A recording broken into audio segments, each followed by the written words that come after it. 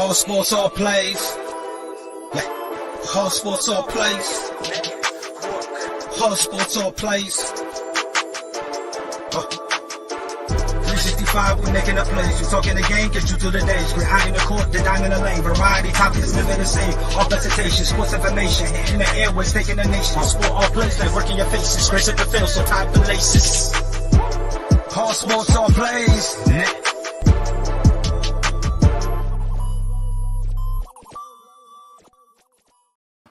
Good morning, ladies and gentlemen, boys and girls. Welcome to ASAP in the morning. It is April 12th. I'm joined by Michael, Jay, and Ron. Michael, how you doing today? I'm doing good, my man. I am doing good. How about y'all? Good. Jay, how you feeling? Hey, I'm doing well, man. I'm doing well. You know, we got the play-in getting ready to start, so it's going to be a lot of fun tonight to watch basketball and see how they fare out in this play-in. Yeah, and just remember, if I'm wrong, life is a simulation. Ron, you're giddy over there. I'm assuming you're feeling good? ASAP. Wait, you said I'm going to be wrong? Yeah, that's you just so usually are. Not that bad. You know what? All right, Ron. I never liked you anyway. Never liked you. We got some stuff to talk about today, so let's just dive right into it. Obviously, since he's gone, we have to talk about it. Frank Vogel has been fired. There's a long list to replace him.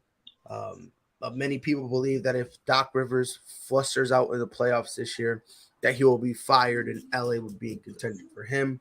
Also, Nick Nurse. A lot of people believe this is Mark Jackson's opportunity to get back into coaching. Whoever goes to the Lakers, you got your hands full. It doesn't matter what that roster is, just the pressure that comes with it. First of all, free Frank Vogel. I thought he was dealt a raw deal. I don't fully blame him because just a couple years ago, when you gave him the players, they were a top 2 defensive team and a top 5 rebounding team, which ironically is 2 of the main problems that people are now blaming Frank Vogel. But this reminds me of a lot of the situation with Coach David Fitzdale in Memphis. When you take a guy soldiers and you take all his guys, what do you expect from him? When you take away the players who provide the grit, who provide the energy, when you get rid of them, how can you expect your team to still be gritty? I agree with that. I agree with that. I mean? So, now Frank Vogel deserves some blame, but at the same time, to put all the blame on him, I disagree. But let me just get that out the way. We got Freddie, who is a Lakers fan. He said, we don't want Doc Rivers, which, the stock on Doc Rivers is down. It's going into the toilet. It's horrible. I mean, Ron, you a Sixers fan. Do you even want Doc? No. So it's like, and I love Doc Rivers. I really do. But, he's in a tough spot. Jay, let me start with you. Frank Vogel is, with him gone, who do you think would be a perfect candidate for this Lakers team? And do not say Kurt Rambis because I will No, I definitely think Doc Rivers is his stock is in the toilet. No, I really I've been advocating for Mark Jackson since last year when Houston was looking for a coach and Clippers were looking for a coach and so forth. And I said, man, why the hell is Mark Jackson not in these conversations and serious contention? Especially everybody knows that Steve Kerr inherited his team. So, come on, man. Why is Mark Jackson? And let me be honest with you. Frank Vogel is getting straight up railroaded, man. Listen, look, he did not construct that lineup, first of all. Okay, that was not his lineup that he constructed. He was given that. And then number 2, he's given injuries, and he couldn't really get the rotation down because of all the issues. So, man, Frank Vogel, I hope he lands somewhere. He deserves another shot at it because he definitely did not get a fair shake there in LA. And let's be honest, he did get a championship with the original one, so he has the caliber of talent to do it. But yeah, man, Mark Jackson. If obviously if Frank Vogel can't be their coach, then I'm definitely all up on the Mark Jackson train, and I have been for about the last couple of years. Interesting. Michael, do you agree? Nah, you going last, Ron. You pissed me off. You going last. Oh, Michael, yeah, I'm being petty today. Michael, do you agree with Jay that You know the something? first I first don't thing agree you with should look Jay at is, too often. You Pride, but on this occasion, I absolutely do. Let me tell you something real quick, fellas.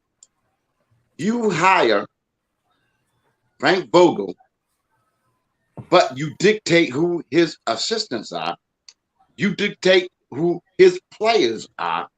And then you ask him to do the unthinkable.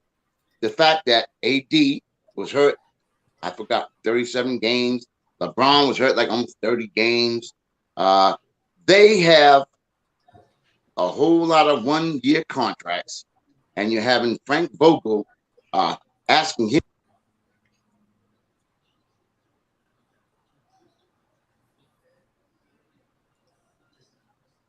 you guys still Something hear me? happened to his How you audio. gonna? That's why Oh. Tyronn Lue didn't go there. 2 reasons. He wanted a 5-year contract, and he wanted to pick his own assistants. How you gonna hire somebody and tell them we're gonna pick your assistants? How you gonna do that? And now I got the solution, but we'll talk about that later.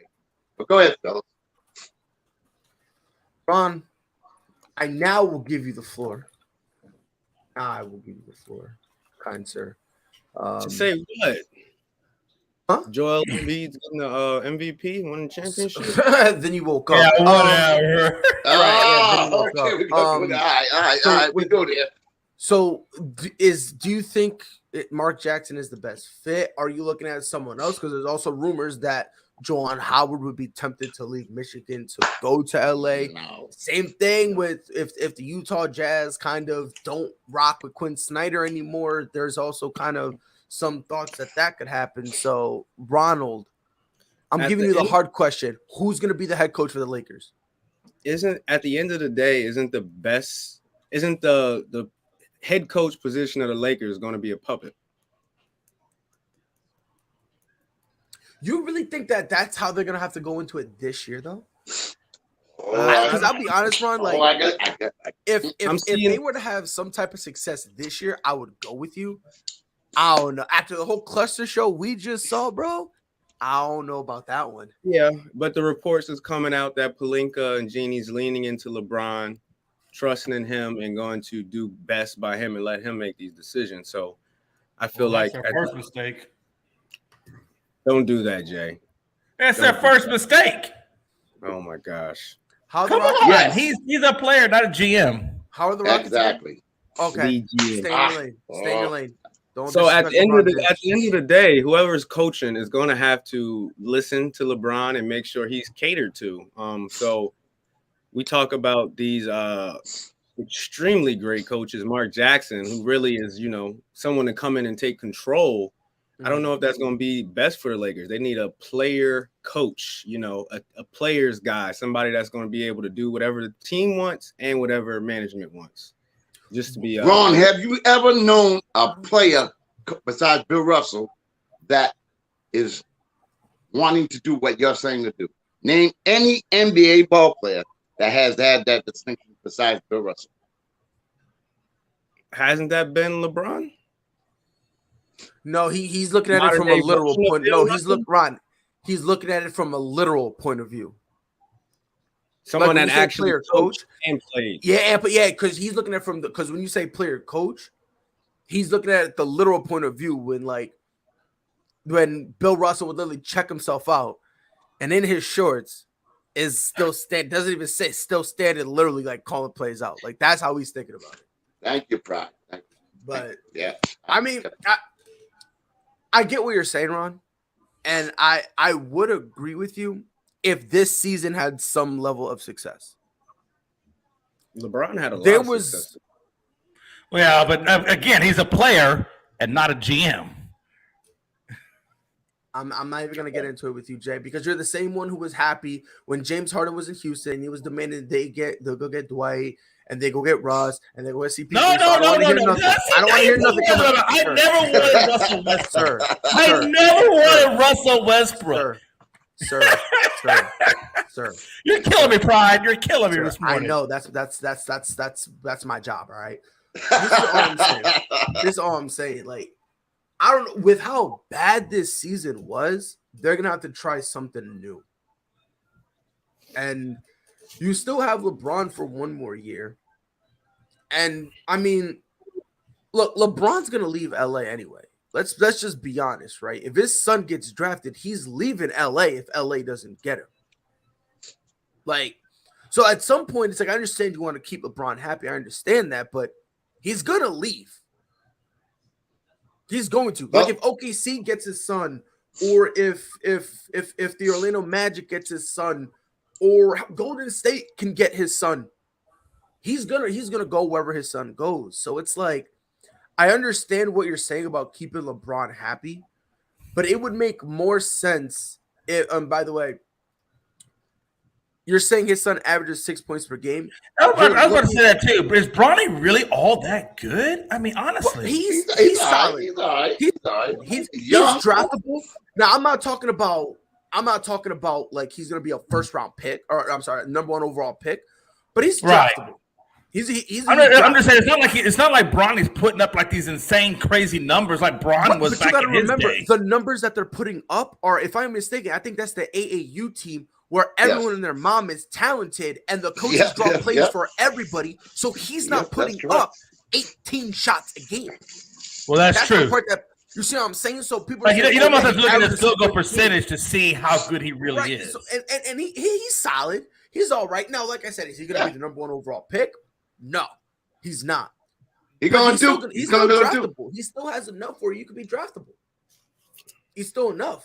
So, but again, Freddie, you're saying, but 6 points per game. I understand that. But the problem is, if you're playing in a stacked AAU team where they have plays drawn up for everybody and you're not getting 18 shots per game, you're going to average 6 points per game. That's just kind of the reality of the situation. Hey, fellas, can I give you my little soliloquy right now real quick? The Lakers right now. If you can spell soliloquy, you can absolutely do it. Go ahead. We'll wait. Hey, I had a hard time. I had to research that. But anyway, what I'm saying is you got 3 players right now who have approximately $147 million against the cap. LeBron is scheduled for a 2-year extension at $97 million. Do you think he's going to turn that down? Absolutely. Think he is? Yeah. He's going to turn down $97 million? Yeah. Oh, okay. All right. No, because he done said it. Once his son gets in the league, he says it's not about the money. He says it's not about money. It's not about the money. Bron's got so much money right now that I don't think it really is. Fellas, right now, it's not next year. It's the year after. It's not. It's the year after that Bronny comes out. Not next year. But he set up his contract extension for it to run out when he's eligible to be drafted. Correct. His extension runs out. Yeah. So it runs out, and then that off season, his son can come in the league. And guess how much he's going to get before the off season? 0, because he's not gonna go anywhere. He's gonna wait to see where his son go. Okay. Right. What I'm saying your eyes, you clearly don't know what you're talking about, because LeBron done said this every single time you ask about his son. He says, "Oh yeah, I'm going wherever he is, and I'm taking the veteran minimum." He's done said this like 15 times. Every time they ask him about his son, that's what he says. He says the same thing every time. Okay. All right. I'll roll with y'all. All right. I'll roll with y'all. No, you're not rolling with me. You're not rolling with me. You're just rolling with LeBron, whatever he said. I'm only rolling with what he said. And now if it's a lie, he told it. If it's a lie, then he got to take the lashings. But it's not a lie. First of all, we don't know how good Bronny's going to be in that year and a half. We don't know who he's going to get drafted by. We don't know the team that drafts him. If they do, will they pick LeBron? We don't know that. We don't know that. I mean, there is a lot of unvariables, right? I mean, what if Bronny comes out and he's just not the hyped-up guy? What if he winds up in the G League? What if he winds up being a role player? I mean, there is a lot of unknown variables. What if he gets hurt? it's too early to predict, but there's a lot of variables that could take that out of fruition. Because let's be honest, Bron can only last so damn long before he's just done. So hopefully maybe it does work out for him. But there's a lot of things that are going to have to go right in order for Bron to be able to play with his son. Well, I don't think it necessarily a lot of things have to go right. I don't think that necessarily, because again, it also like, I mean, like, you guys are making it seem like the kid is dog shit, and no, I'm not saying he's dog shit, but I'm also saying that he hasn't. I'm not saying he's dog shit, but I'm just saying, look, it's still the NBA, and you still gotta. I mean, there's a lot. Probably, I don't care if Bron is his dad. There's still hurdles you have to clear, and we don't. Yes. It's still too early for Bronny Jr. to really know if he's got that it. Ron, I'm gonna put it this way: if Adam Morrison could get drafted top 5, ain't no excuses. Well, that's true. That's a good point, Pride. If Adam Morrison can get drafted top 5, who? I don't want to hear nothing. And Tommy Brown can go number 1. I don't care what no one says, bro. Are you talking about Adam Morrison? Is that what? Who are you he's talking about Adam Morrison. Adam Morrison. Oh, well. I got a little personal story I can tell you about that one. But yeah, he got drafted by the Lakers. I know all about that. And a guy from my hometown, by the way, was the last cut by the Lakers. And the only reason why they kept Morrison because he had a guaranteed contract, because he had the number 1 pick as a rookie. And he lasted for what, half hour?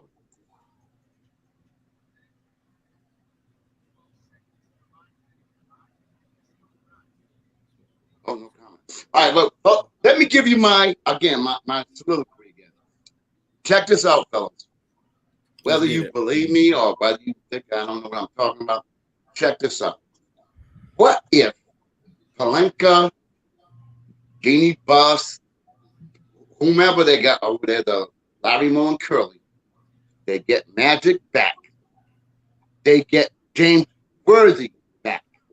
They get Kareem Abdul-Jabbar back as advisors. What do you think is going to happen?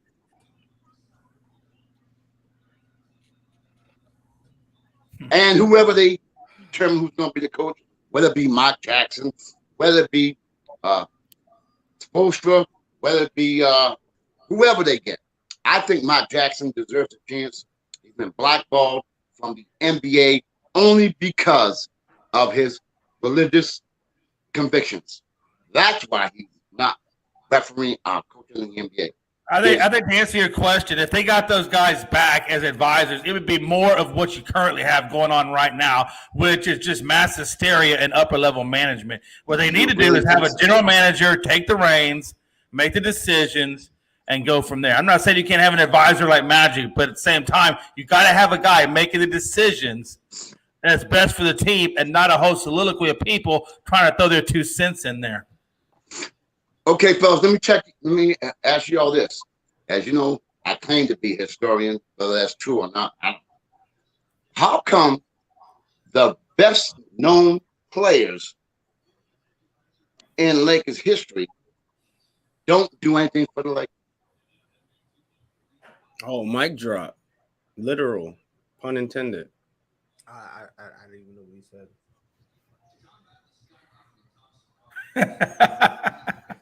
Well, I don't even know where you go with that one, but yeah, that was a literal mic drop.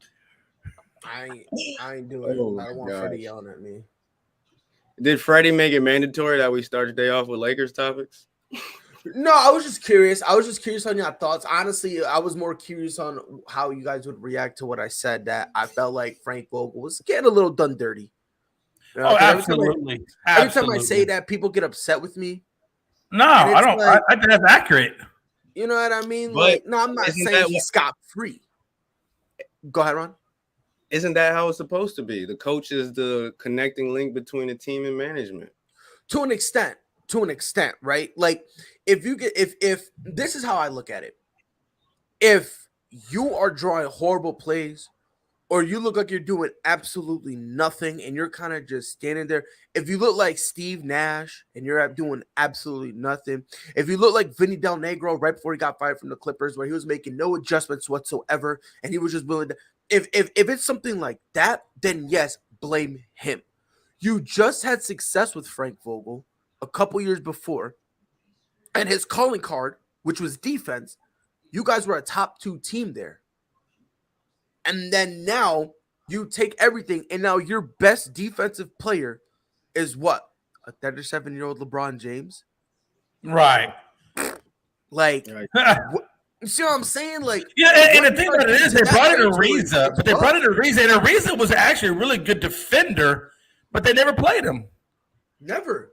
And that's why I don't really count Ariza, because and it's kind of different because there were times where he was injured, and then it was bizarre because there were times that he wouldn't play. Right.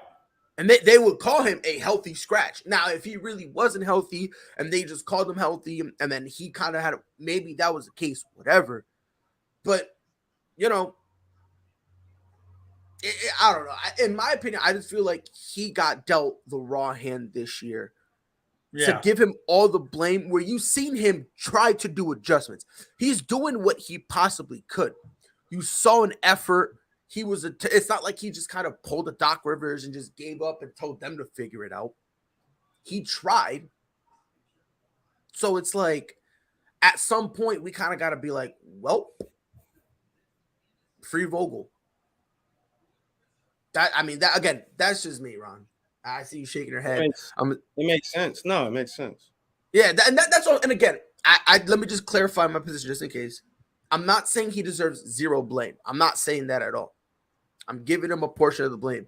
But to perpetrate this false narrative that it's solely his fault, I don't think that's fair. I really don't. Say again, Gron? I said it's the whole organization. And they said that they're gonna. Yeah, basically, he got scapegoated. Bless his heart, though. Bless his heart. Which he should. If you're Jeannie Buss, what's the first move you're going to do to, you know, the coach. Everybody? Yep. But I'm not even talking about from the organization. I'm just talking about from the fans and the media's perspective. You know what I mean? Like, it's business for you to fire your head coach. Like, that's just business, right?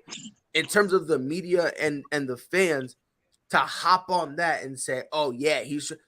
I just think that's disingenuous because just 2 years prior, all of a sudden, Frank Vogel was the greatest coach in the history of Lakers history. Right. And now all of a sudden he's a bum. And it's like, and I understand how it is with Lakers fans. They're rabid. I understand that. But I don't care how rabid you are. You need a moment of clarity. You need a moment of clarity. When you see a rabid raccoon digging through the trash and it looks at you and there's a split second it's looking at you before it attacks. That's a moment of clarity. And Lakers fans need that moment of clarity to relax and breathe for a split second so they can understand, all right, look, it is what it is. It's kind of his fault, but we're not solely going to blame him. If a Lakers fan can tell me that, I'm chilling.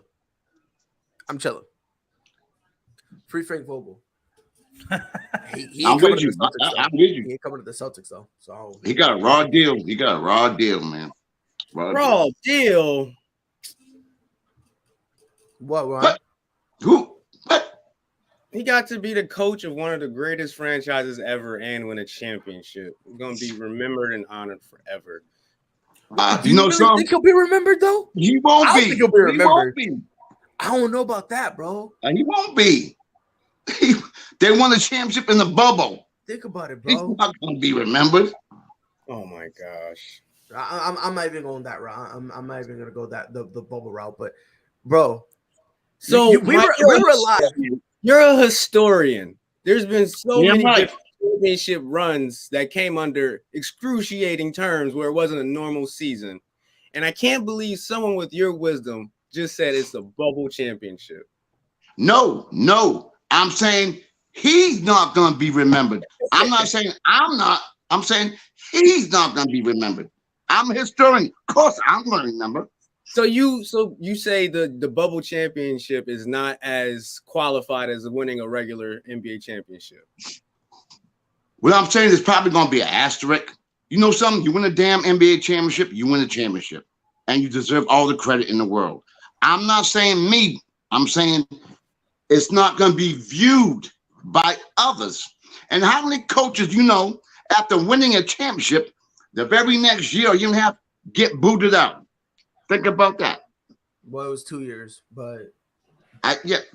All right. I don't know, man. Free Frank Vogel. Do y'all really want to watch the Lakers return next year with Frank Vogel as a coach? You know something? Given the fact if he has a full team and they do some things which I can tell you all about in a minute, I think he deserves another chance. I think. Well, I think the problem is, I think I wouldn't mind seeing Frank Vogel come back. I think upper level management needs to get their shit squared away. Damn right. I think that they do need to take a look at this roster and realize that it's not functioning. And the worst part about it was they brought in Westbrook, which we all know was not a good fit for this team. And I hate to say it, but that was Braun that brought him in there. So, like I said, Braun's a great player. I just don't think he's GM type material. Absolutely not. And I think it still falls back on Pelinka, Jenny Buss, and so forth to get their shit squared away, and let's get the team back on track. You are absolutely correct. And right now, the Lakers have 7 players under contract right now.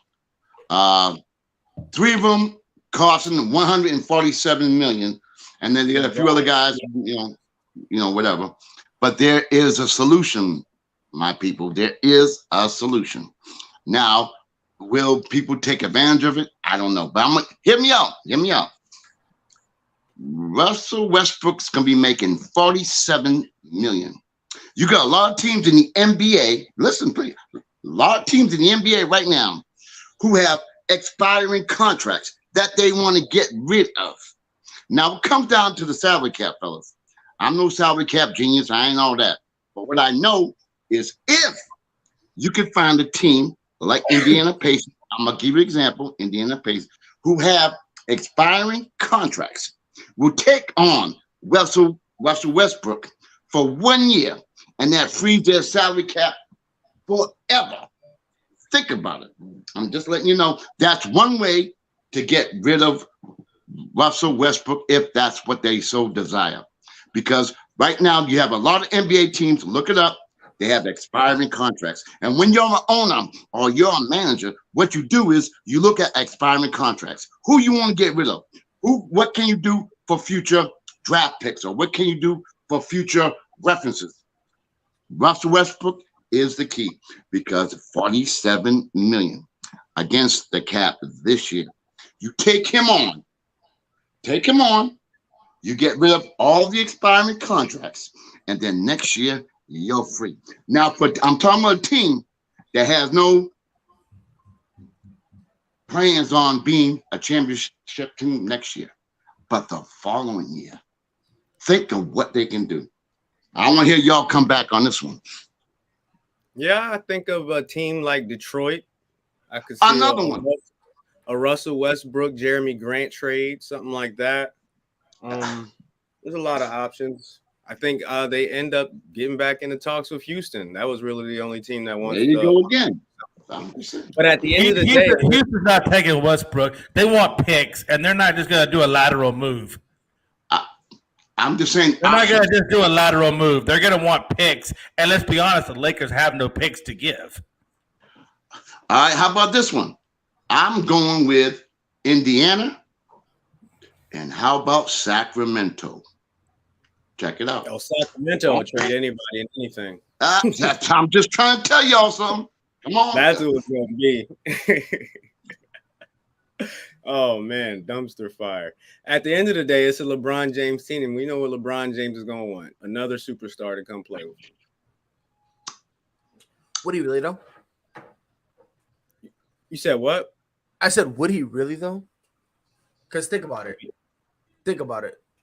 The last ring he won, it was basically a big 2 with a great supporting cast. Not another superstar, but it was a great supporting cast. If I'm the Lakers, I repitch that same thing to him. I repitch it. That's just me. I'd be like, yo, Bron, you came off an MVP caliber season. You could have won the scoring title. Imagine if you do this one more time. You and AD, let's get you a decent solid cast with some youngsters who play defense. I don't know. If you go to Bron and you tell him, yo, we want to try to recreate that championship team, I think Bron will be all right with it. Well, they could have had DeRozan. They blew that chance. They could have had Tyronn Lue. They blew that chance. Whoa, when were they getting Tyronn Lue from the Clippers? They were never going to get him. They were never going to get him. Before that, he was already signed to deliver. He wanted 5 years and pick his own assistants. They told him, we'll give you 4, but we're going to tell you who your assistants are. Look it up. I'm almost positive LeBron is going to get somebody to demand a trade, i.e. Damian Lillard. We're going to start whispering it here. No way. That's I know. I think with This is Should Damian Lillard kind of come out and say that he's loyal to Portland regardless and staying there? Rich Paul's in somebody's ear. I don't know. And why I disagree with your point, Pride, about being a 2-star team is that's easy at the beginning when you have your roster constructed, you got all these pieces, but now they're on the back burner. They're not going to be able to get a perfect roster to suit these 2 superstars. And then at the same time, those 2 superstars have an age problem and an injury problem. You can't. Yeah, I'm about to say. And it's not going to be successful because LeBron and AD are not going to be able to go the whole season and have a success. Hell no. Yeah, you're right. Absolutely. That's why they got the last 2 years have just been straight up injury prone. Yep. Right. Damn, they need somebody. They need a number 1 because LeBron and AD ain't it. Exactly. What do you mean? Hold on. What do you mean it ain't it? Well, it's just because AD can't stay healthy. He would be a number 1 if he could stay on the damn court, but he can't stay on the court to even prove that. Can we stop this false narrative that he's just fragile? He is fragile, bro. We need to stop that false narrative because only idiots have that narrative. Have y'all seen his injuries?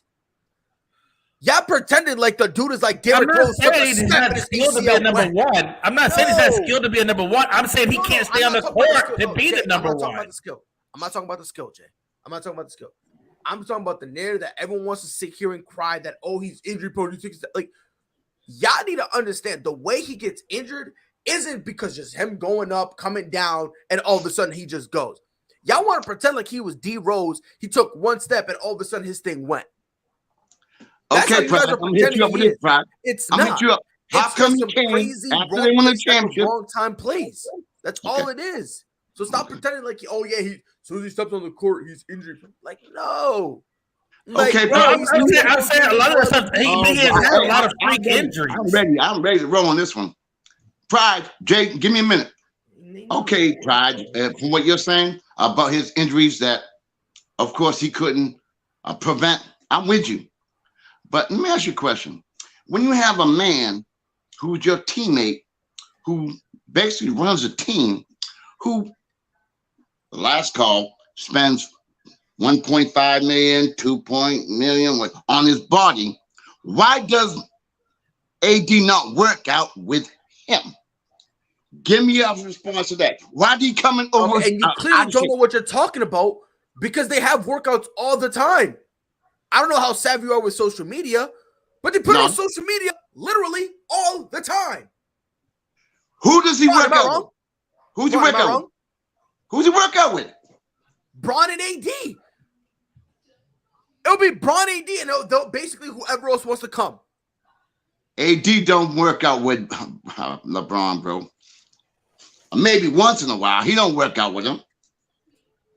Why is he coming out of shape then? If what you're saying is true, how come he came into camp after the bubble out of shape? Because they all went on vacation. The man got married. The man got married. Correct. Do better. The man went on. It was an off season where everybody goes and does what they want. Of course, you're gonna come back sometimes a little overweight. That just happens because if you're just not hooping and you're enjoying your life, that happens. Yes, LeBron James literally works out 365 days a year. I get that, but he's the anomaly. Most guys don't do that. You think Kevin Durant doing that in the offseason? No. The Slim Reapers out here collecting souls and whatnot. That is a great point. So That is a great point. You know something? You shut me up for once. But hey, he's a different animal. Like you said, he's an anomaly. That's different. But someone who's always injury prone, don't you think that they would test to get into the best shape of their life when you're making $39 million a year? I don't know. You can say that, but this is the same league that's making John Wall get paid a zillion dollars and still not play. So I don't understand. I don't know. Well, they want to keep him healthy because they want to try to increase the trade value, which to me is kind of counterproductive because you should at least have him play a little bit so people can know he can actually still hoop. Because Houston's different. I think at this point they just gonna cut John Wall at this point because like I don't think anyone's really gonna want to trade him at this point because no one knows really what you got with him. But I don't know, man. See, like, and here's the thing, and I hate Freddie. I don't like him either. Not everybody, like, and his point here is legit. Not everyone is gonna literally on the offseason. Like these guys have families, right? And they want to have fun and they want to live their life and they focus on that stuff too. Jordan didn't care about anybody. He just was like, I'm hooping, point blank, period. Same thing with Kobe, right? Bron kind of does it, but he kind of does make time for his family, but you can kind of still put him in that conversation. But you think Steph Curry's working out every single day of the year? No. Well, let me tell y'all something real quick. Pride, the names you just mentioned. Does Kobe have an indoor facility in his house? No. Yes, he does. I don't think so. Yes, he does. Does LeBron have one? Yes, he does. Yes, he does. Did Kobe have one? Yes, he does. So your argument there, I ain't wrong with that. Not 365 days a year, but like you said, you can have your wedding, you can have your time, you can have your fun. But know something? At the end, I'm gonna tell you something. Kevin McHale told me one time for real. He said no, because we had a pizza and beer party after the Sellers camp. I'll go into that later. But he said, I got all my life to drink and enjoy my life.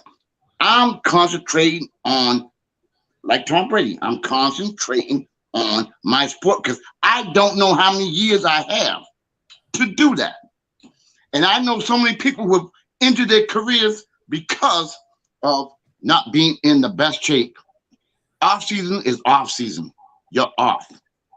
But you come to camp out of shape, bro. I'm sorry. You can get you can join. I know I'm a ball player, bro. I know. No, you don't clearly. When does training camp start?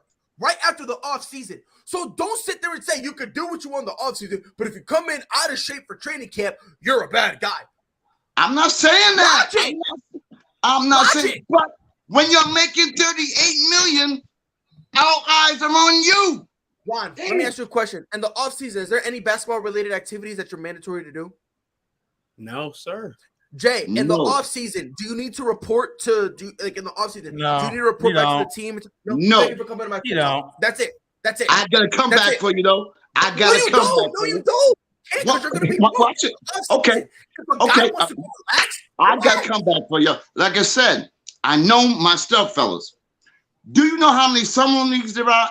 Pro-Am, New York, Seattle, LA, Vegas. Okay, LA. See, and again, you're now reaching. What did I say? Mandatory. Are those mandatory? I'm not saying it has to be mandatory. I'm saying because if you're complaining about the guy's money, there is a mandatory thing you need to do to collect said money. In the off season, it's off season, so that means the season switch, like because you know how like there's a switch that you flip on for the season. It's now in the off position, so there's no games. There's nothing you need to do. It is your free time. This is your vacation. You have a few months off before you need to come back, hit training camp, and go from there. Pride, you have to practice your craft. It's a choice, bro. That's my point. It's his choice. That's my point. Well, let's be honest. If you want players to come in like that, if you want players to come in shape or require them to come in shape, then it has to be in their contract. Thank you. And if it's not in their contract, then it just is what it is. No. If a guy wants to hoop in one of those pro-am things, have at it. If you want to organize some dudes pop off. The choice is yours. But I'm not gonna slander a dude and start complaining and crying and bitching and moaning if he wants to go to Cabo. I don't care about that, bro. What I'm saying, if you come in out of shape, you're susceptible to injuries. Luka Doncic. Do I have to go on? And I can name so many names that people who have come. Just got injured though, so you can't even use. No, he got injured before he came out of shape. Come on, man. Anyway, what I'm saying is, why do these NBA Jamal Crawford out of shape? It doesn't matter because that's what training camp is for. That is literally the purpose of training camp. No, you're wrong. You're wrong. That is literally the purpose of training camp. Oh, first of all, you are wrong. You ask anybody, do you want your players to come in out of shape? Ask anybody, bro. Anybody. I played 40 years. Whether or not nobody wants you to come in. Nobody come in out of shape. It doesn't matter. Okay, in a perfect world, they would come in healthy and injuries will be turned off. But this is not a perfect world. If a guy comes in out of shape, does it suck? Sure, but you can't penalize him. You can't get mad and you can't scream at him because it's something called the off season where there's no games and there's no team activities. Henceforth, why they made training camp to get guys in so that way they can get in shape before the preseason, before the regular season. Okay, now I'm gonna hit you another time because I wasn't NBA material. I'm just using me as an example. I was not NBA material. The players who are not Kevin Durant or James Harden or whoever, and they want to make the team, you think they're gonna come to camp out of shape? It doesn't. But again, I think what Michael's saying is like, he's talking about a personal choice, but a personal choice does not mean it doesn't mean that you have to do it. Exactly. I'm not saying you have to, but I'm saying if you want. Yes, you are. Guess you're not getting me. Yes, you are. I'm not saying you have to. I'm not saying it's mandated. What I'm saying is, when you come to camp, you want to come to camp in shape. What is the purpose of training camp? NFL, do they go to camp out of shape? Sometimes. Henceforth, why they got something called training camp? Hey, I think Jamal Russell was the best version of that. I'm not even going to talk about that. What is the purpose of training camp? Jamal Russell. I'm saying how bad he got out of shape. Oh, well, yeah. There are some. What is the purpose of training camp? What is the purpose of training camp? The purpose of training camp? What is the purpose of training camp? Well, depending upon what sport you're talking about. No. It's the same thing. The purpose of training camp is to familiarize yourself with whatever team you're on and the coach and the system. That's training camp, man. Y'all laughing, huh? Yes, I guess you never played. That's not the purpose of training. I guess you never played. That's not the purpose of training. I have. And when I went to training camp, I went to training camp for baseball, soccer, basketball, and baseball. I went to training camp for all four. Ask me how many times in training camp we ran plays. I'll spoil it for you. 0. Because the purpose of training camp is to get you in shape. That is the purpose of training camp because there is a gap in between each season. So if you're out of shape, that is the purpose of it. Then we have the option. If everyone is in shape and everyone is looking good, you have the option to end training camp early. So that way you then can get familiarized with the playbook. You are wrong. Do better. You're wrong. Do better. The purpose of training camp. You're right. What is the purpose? The purpose of training camp. And if you hit me with to get familiarized, that's the preseason. That's the preseason. The preseason is when you get familiarized with people. That's what the preseason is for. That's what practice is for. Preseason what? Preseason after training real quick. I'm trying to tell you. I know I'm way older than you all guys, so I know. What I'm saying is training camp, yes. Do they do what depending upon what sport? I'm familiar with basketball, so I can't speak on baseball. I can't speak on soccer or whatever. The preseason or training camp is to accumulate yourself or get together with the players you're going to be playing with against. You have team meetings. You have all kinds of other stuff besides getting in shape. What coaches want is you to be in shape before you go to camp. So you're already in shape. So you become in better shape. Hold on. Hey, let me say one thing real quick. I've been listening to y'all for a hot minute. Listen, Michael, and hold on. Let me say this. Michael lives in the utopian system. I just want to throw this one thing out there real quick, Jay. And I promise I'll hand you the floor. I promise. Let me just throw that one thing out.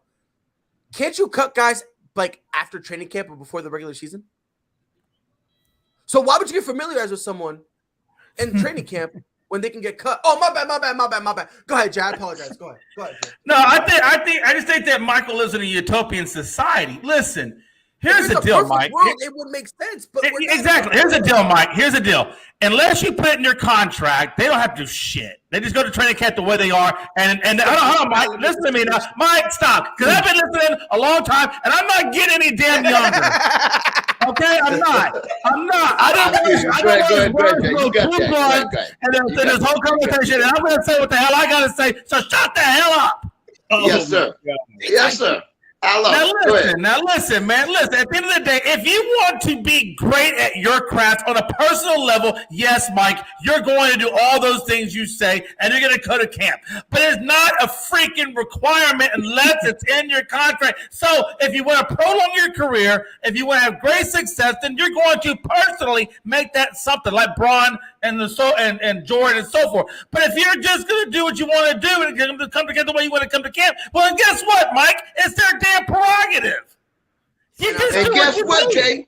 Guess what the results are going to be? Mike, yeah, again. If you do that, it's your prerogative. You know what? You can do whatever you want. It's still their prerogative. When you go to camp, Jay, what happens when you go to camp? And you're out of shape. So you know what happens, Mike? I'll tell you what happens. You come to camp in a shape, you don't perform, you get ready for the regular season, and if you're not performing, two things happen. Either A, you get cut, B, you get injured, or C, you get benched. But at the end of the day, it's on the player itself is what happens. That's my point. That's not your point. You're now fabricating what option do you want to have? So bad. What option do you want to have, Jay? But see, you're talking from a personal perspective. I'm enjoying my life. That's what I'm saying. That's not what you're saying at all. You're now making shit up. You're now making things up. You're now making. Yes, Mike. To your point, it would be great that they came into shape, but it's not mandatory. And you know what else would be great? If injuries were off. If injuries would be off, but they're not. I ain't saying it's mandatory. I'm saying if you're a ball player, you want to come to be the best you can be, and you want to come in shape. If y'all are Kobe Bryant, you want to come at your best. You want to go to camp to get in shape. You want to be in shape. I don't give a flying shit about training camp. Let it go. Let it go. Let it go. Let it go. Can we move on to the next topic, please? I've done 12 freaking roots on this shit. Can we move on to the next topic? Hey, Jay. I apologize, fellas. Hey, that means a lot to my heart, bro. All right? I know what I know. I done got 50 years experience. I know what I know. So, maybe I don't know. Whatever you feel, I guess. I don't know.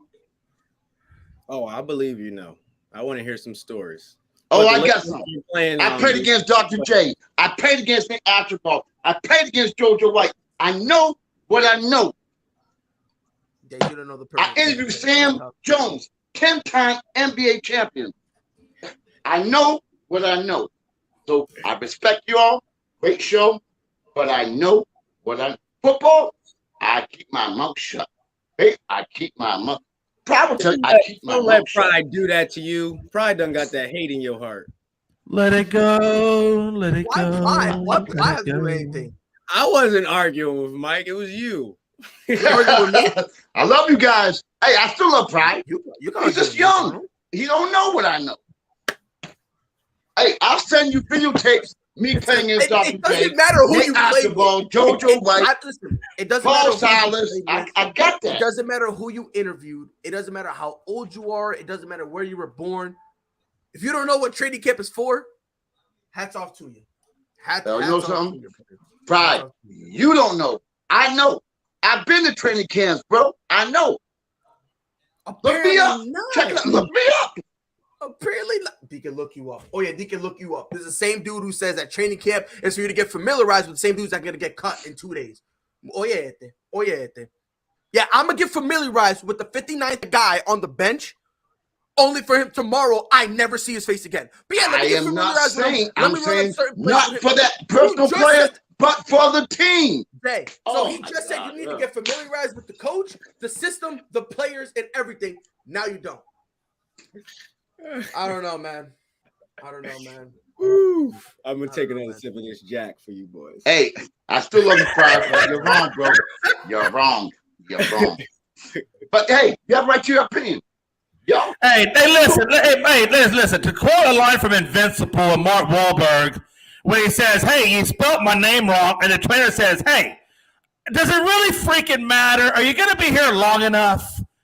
I'm just saying. Does it really matter? Apparently, if you make it a training camp, you're guaranteed a roster spot for the entire year. It's a pretty mint deal. now let me tell you something. One more thing. Now you say training is not that important. It's important for whatever sport you're in.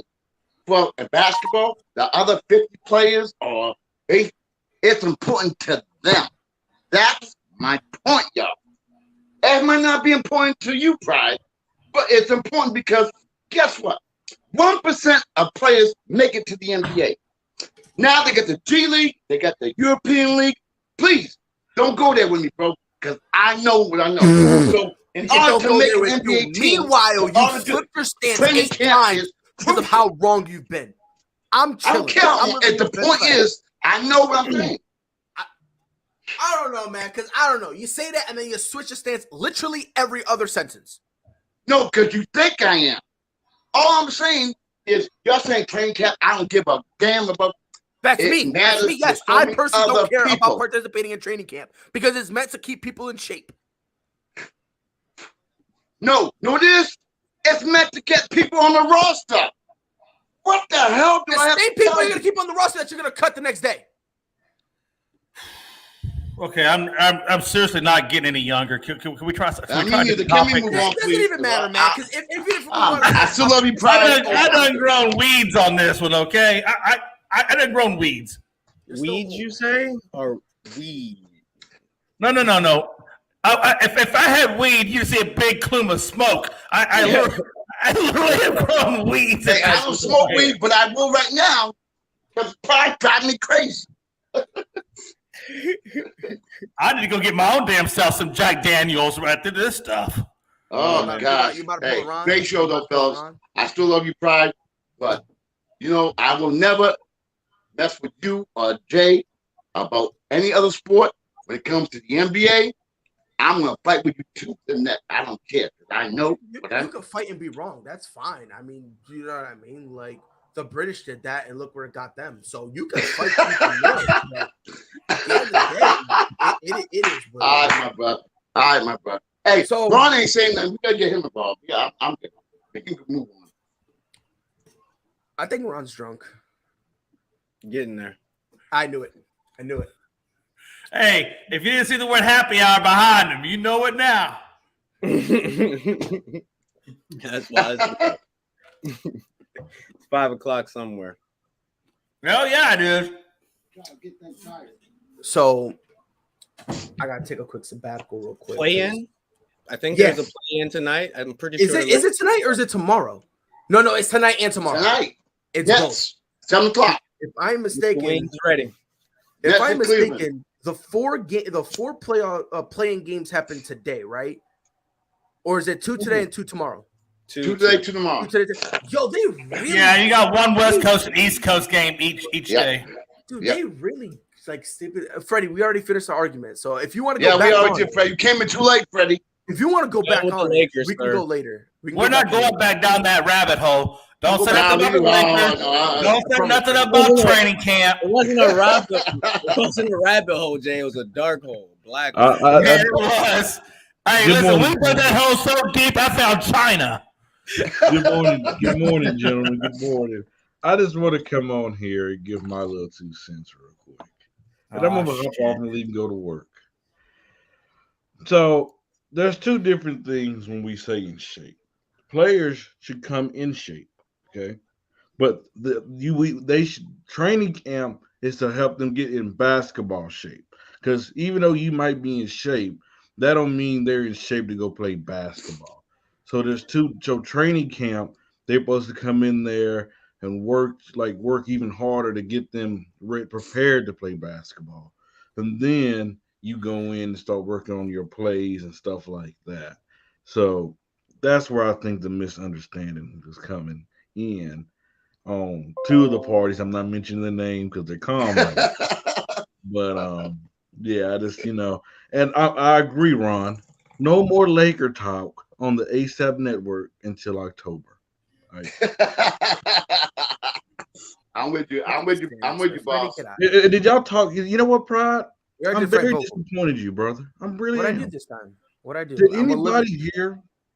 And I'm gonna go in. I'm gonna write the quotes down and stuff like that. I listened to a couple of the players' exit interviews. I listened to Rob Pelinka, which I don't know why Kendrick Nunn had an exit interview, but God bless him, brother. I was like, what the hell? He still got paid. He got paid. More than anything, hey, I'm like this. I said Rob Pelinka did not deserve to be the general manager for the Lakers. That he needs to be fired. He sounded like an arrogant prince. I mean, he really did. And I didn't like the vibe. You put blame on everybody and their mama yesterday, but he did not see it. He talked about he need a coach to hold players accountable. He pulled the Doc Rivers. He didn't hold himself accountable. There was a question about, him putting this roster together, him, Frank Vogel had nothing to do with it, him doing this, doing that. And he avoided him taking accountability. Yep. And that is the problem that I have with it. Rob Pelinka, and then he even said multiple times, he made this clear to say this, you guys. Oh, at the end of the day, I'm the last say so. It all comes down on my shoulders. Okay, if that's the case, then Rob, I want to hear you say, I failed by putting this roster together. I failed Frank Vogel. So that's what I want to hear. I want to, okay, let you start taking accountability. This guy, I've said it many times, and I'm gonna say it again. If this is any other NBA team, he would not have opportunity to be a general manager. He wouldn't. The only reason why he got it with the Lakers is because through Kobe. I believe Kobe was the voice. Now that he's gone, it's a mess in LA. And Jeannie Buss need to clean house. And I'm talking about in the front office. Kirk Rambis, he need to go. He wasn't that great of a coach. Hell, I don't know why his wife is in the front office. She needs to go. Phil Jackson, he's been gone how long? He needs to go. Rob Pelinka needs to go. You need to find a general manager that knows basketball, that knows what they're doing, and then find a coach, then allow that coach to make decisions pertaining to basketball, pertaining to their roster, and then judge him fairly. Until then, they're going to be a laughing joke. And now, Fred, boss, you had said everything you said was correct. Now, where did Pelinka go to school? Michigan State, I believe. No. He went to Michigan. And who did he play with? Jalen Rose and all them guys. Maybe a guy by the name of Juwan Howard that they're trying to get as a coach. If the Lakers get Juwan out of Michigan, I'm going nuts. I'm streaking. You hear what I'm saying, though? You hear what I'm saying? I think Mark Jackson will be a guy, especially. See, one thing I know about Mark Jackson, he's not going to put up with a bunch of BS. He's not going to let the Kirk Rambises of the world tell him how to run his team and stuff like that. He's going to be straightforward. Either you're going to let me run my team or you need to find a new coach. And that's the type of guy. They need a guy, and they need a guy that won't be afraid to tell LeBron no. And boss, I mean, in a kind of crazy way, you and Mark Jackson are kind of alike. You both are very religious. And the reason why he can't get an NBA job is because of his religious convictions. No, I agree, but the Lakers need to get out. They need to clean. I'm with you. And they need to clean their guys and say, you know what? Honestly, I'm tired of every 2 years we get a new coach. I'm ready to go back to a coach we're going to have 10, 15 years consistently. That's what I want. We need to find this next coach, and that'd be our next franchise coach. Just saying. I have to What agree did you with say, you. Ron? I got to come back. I said that's what I was thinking. Somebody young, somebody ready, and somebody that you can grow with. Wow. You guys don't have Ooh. the organization figured out to do that. You know who I would not mind, Ron, and he have not had opportunity since Phoenix. What was that coach name? He's in Phoenix. Last name Watson, young coach. Oh, I know you're talking about. I believe he's know in you're talking about. Toronto right now. He played in the NBA a few years. I know Yeah. you're talking about. Yeah, he's a young guy. I thought he had a great young mind Jamie, when he played back in Phoenix, but I don't know what yes, happened. he's about 5'11". Oh God, I know who you're talking about. They could I know just come get me. You know, I'm pretty young. You know, hey, come get me. I'll make Jay McLevin my assistant because I need somebody that can yell. I need somebody to yell, and then I get pride. Listen, you can't have me as your assistant when I know more than you. You could probably be my assistant. I don't know, man. It's kind of weird. Then I Watson. get pride. I don't know Because I'm gonna need a coach Watson, I that's know not who you're gonna be talking afraid to about. cut Watson, somebody Watson. out. That'll be pride.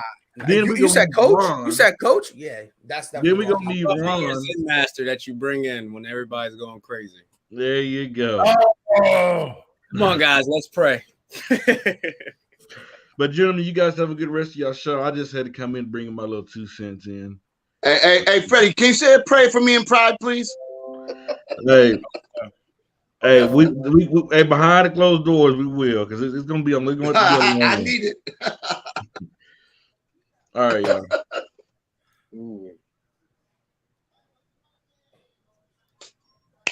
Watson, I know. Fellas, try to work. ASAP in the morning. Gotta love it. Gotta love it. So, Hell of a morning. Hell of a morning. if I'm mistaken, it's a 9 and 10 plane, right? Cavaliers, Nets. 7 o'clock. Well, That's today. Oh, that's gonna be a good one. And then who's after that? And then, Charlotte. Clippers and Timberwolves. Yeah, that's. I'm gonna watch that one. I'm really pulling for the Timberwolves, but we'll see. Yep. So Yeah, it's Tuesday. somebody on that team said they're the best shooting big man ever. Oh, okay. I mean, Let's see. Get I done, get Cap. why he said that. Because he's I mean, ignorant. No, bro. As a shooting big man, you got to admit he's one of the best. Let's be honest. who was said- the best? Yo? Who He was the said best? ever, Pry. He didn't say 1, 2, 3, 4, 5. Said number Who was the one. best, y'all? Who was He's the what, best? top 5? In terms of I'm talking about straight shooting. Dirk. I don't No, care. I'm not talking about who's the best. I'm talking Very about how many- close. He's top 5, right? I can't argue with that. But there's one better. There's one better than Dirk. Yes. Who you got? Again, you know, I'm the historian that I am. There's one better. Although he didn't shoot the 3 because it was back in the day, but y'all can look him up. There was no one better than Bob McAdoo. Ooh. Okay. Look him up. Look him up. But he didn't have the fadeaway like that. He didn't have all that. But hey, I think he led the league in scoring 3 years without the 3-point shot. Had the perimeter game, inside, outside. Tremendous. Bob McAdoo is bad. I also would throw Stasia Pojakovic, however you say his name, in there too. Peja Stojakovic. Peja. Yeah, he was good. He was good. He was good. He was good. Well, he was great. The only reason why He was a Sacramento assassin. Because I'm trying to think as a shooter. I'm talking about straight as a shooter. Would I take him over Cat? I really am thinking. No, because Cat can do everything he can do plus some. No, I'm talking about specifically as a shooter. I'm not talking about. This is your corner 3 to spread the floor. You talking about just at the 3-point line? No, I'm just talking about shooting. Just shooting. Just shooting in general. Yeah, I'm just talking about shooting in general. I'm not talking about every asset of the game. I'm talking taking about straight Peja. shooting. I'm taking Peja. You are? Tages, I I'm got no argument with that. I'm gonna take Cat. I get no argument with that. The only thing with Bob McAdoo, again, I'm going old school. I don't need to keep on. But when they played, it was rough and tough. they went all these rule changes and all this stuff. When you played back in the day, you earned every guy that had the hand checking rule that was allowed. There's a lot of things back in the day, and you still do what you do. Imagine what they would have done if they didn't have all the rule changes, no hand checking. You can't. I'm a referee as well, guys, so I know about all the rules. So I don't know. Hey, I'm almost through. I feel like when Michael talks, I learned everything about his resume. Is that good or bad? I don't know, Mike, but every time I talk to you, man, every time I hear you talk, man, I always get your resume first, and then I get your point second. I hate that you guys, especially you old guys, Mr. Mike, that always hand checking, how the game used to be so hard, so difficult. But coming to 2010s and 20s, it's also a completely different game. Would your guys be able to keep up with the floor completely wide open, having to be able to play from corner to corner? Would your body be able to endure? Would you be able to keep up? Can I answer that? Can I answer that? No, you can't, because we'll never be able to see it. Exactly like you talking about hand checking. You asked me a question. I'm gonna keep my answer. Go ahead. Now think about it. I think Bird could do it. I think Bird, what you're talking about, I think Bird was good enough to do that. I think he was quick enough. Now think about when you're restricted as an offensive player, and to have those restrictions lifted. To answer your question, you're right. We'll never see it. Let me tell you something. My best player of all time, y'all don't know because y'all too young. The best player I've ever seen in my life was David Thompson. Now, if you can look him up. Skywalker. Huh? What is that? I said the Skywalker. Yes. So anyway, well, I'm saying if you think about it now, the players in the past, they had no restrictions. Now you got restrictions. So to answer your question, if they had an open court, what do you think Nick Archibald would have done? What do you think of Larry Bird? What do you think of Dr. J? What do you think Bernard King? Mike, I can go on and going to on. go on forever because all 10 of your guys played in the paint. Of course, there's going to be hand checking. What if Dwight Howard was playing back then? The biggest, there's no way no one's stopping Dwight. LeBron, Ben Wallace. We can go on and on about the big Diesel guys we got now. Oh, Ben Wallace was no offensive player, bro. So you got the wrong guy there. I'm talking about him stuffed in the paint with everybody circling around him. There's nothing. He'd be like Bill Russell. All I'm saying, to answer your question, if you widen the court and you have the players who had the physical ability that they had back in the day and even now, man, I could go on. It would be crazy. It would be crazy. Them dudes have the freedom. Look, I think today's players can play in the old school playing because you got to remember, if you grew up in that era, you're going to play like that era. So if you take anybody from the new day and you put them back in the old school and they grew up in that time period, they're going to play because that's how they grew up. That's how they formulated it. Yeah, you know what I'm saying? So I mean, it's not like they can't do it. That point. And we only bring that point up when we're debating MJ and LeBron. Yeah, I mean, it just depends on how you grew up as to how you're going to play. That'll take too long. That'll take too long. I ain't going there. Oh, my gosh. The Nets are favored by 10 points tonight against the Cavaliers. I don't know why. I'm going to say it won't be a 10-point victory. It's the Cavaliers. They do have the home court advantage, but the Nets have not played together that much. Although I do think a major factor is Seth Curry. I think he's going to be able to bring out the defense. I think he's going to be a man. We all know Kyrie's going to do his thing. We know Durant's going to do his thing. Drummond needs to step up. Obviously, I think Brooklyn's going to take that. Right now, Brooklyn owns them. I mean, Cleveland's only beat Brooklyn one time this year, so I honestly don't see how they do that. Jared Allen's I think Brooklyn's going to win, but it ain't going to be easy. And that's going to be, and Ron, what you just said, that's going to be a problem. Yeah, having Jared Allen is going to be a huge problem. Yes, everybody's back. It's going to be a problem.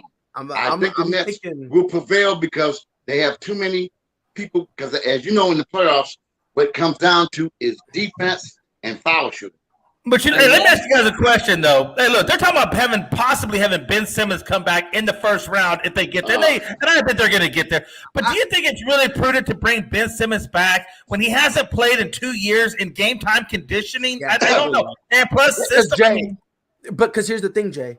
When you bring him back, because we need to this is the thing people forget. When they bring back Ben Simmons, everyone's making the assumption that he's going to have the same role he had in Philly.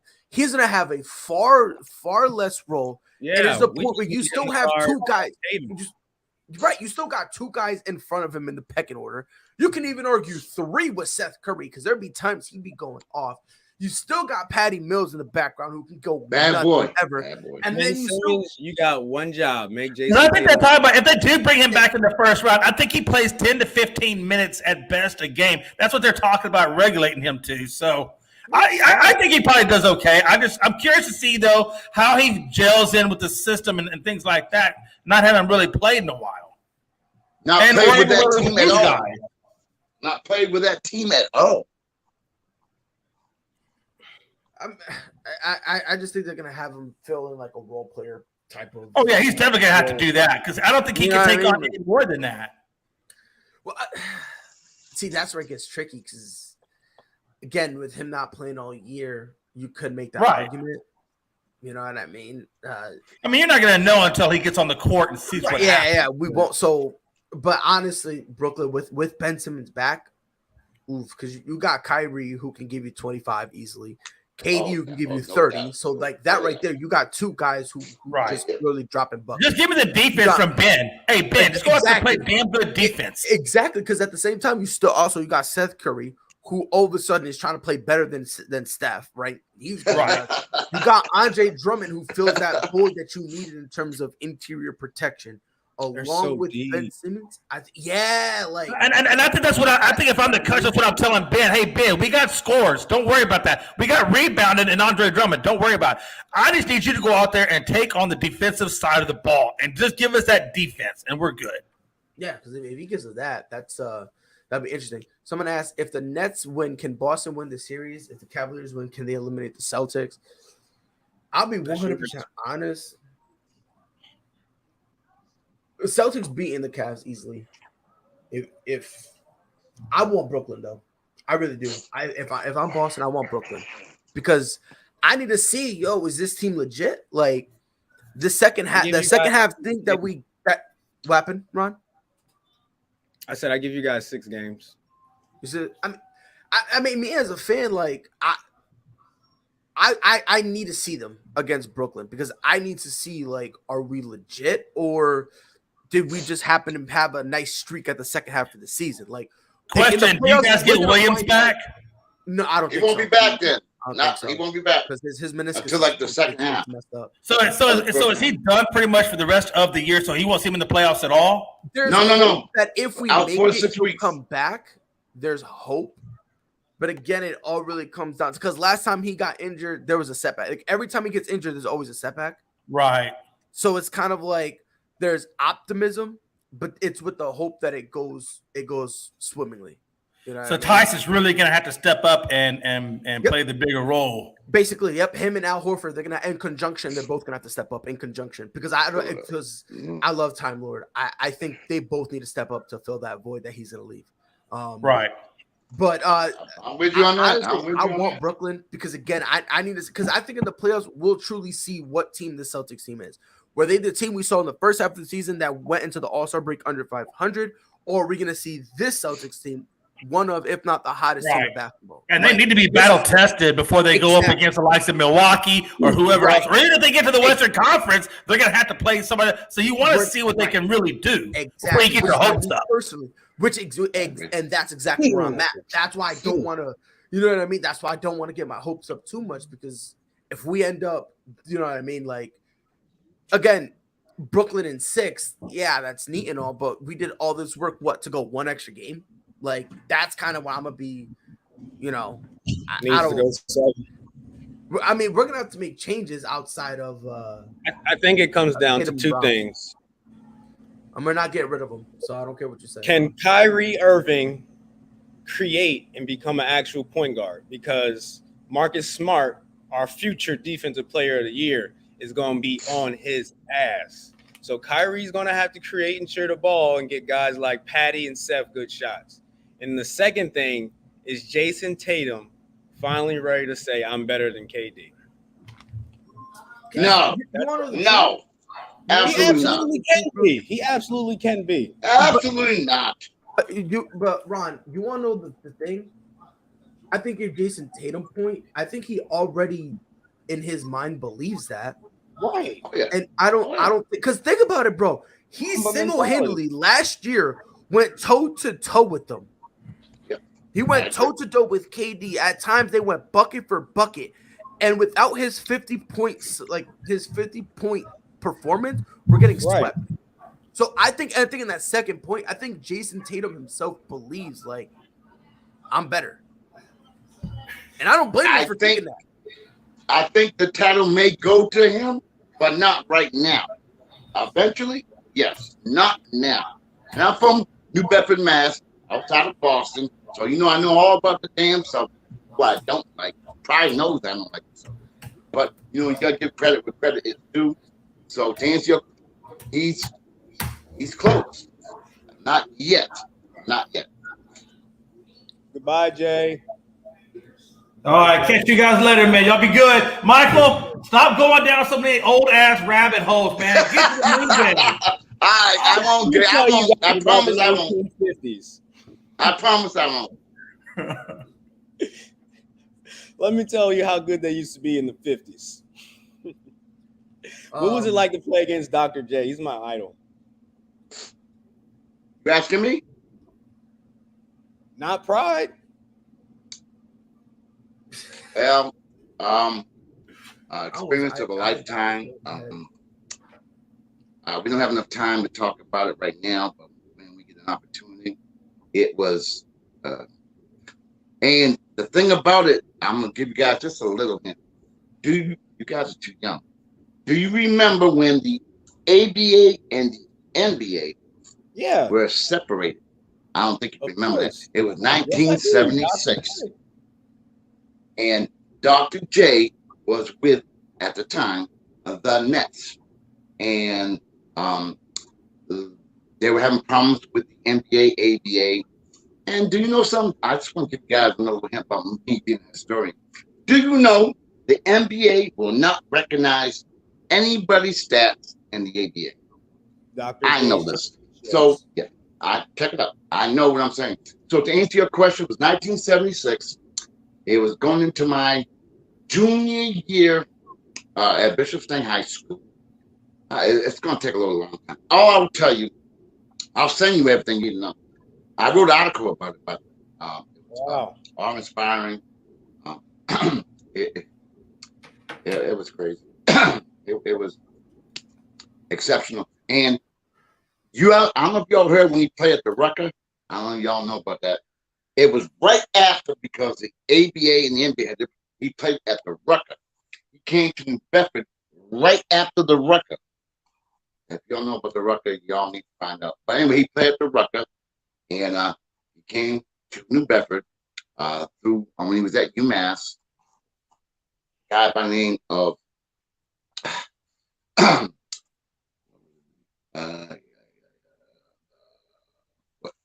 Rocha, Tommy Rocha. Brought him, with a couple of businessmen, brought him down to New Bedford High. Place was packed, over 5,000 people. And y'all still there? Yeah, I'm taking notes. All right, I'm going to give me 5 minutes.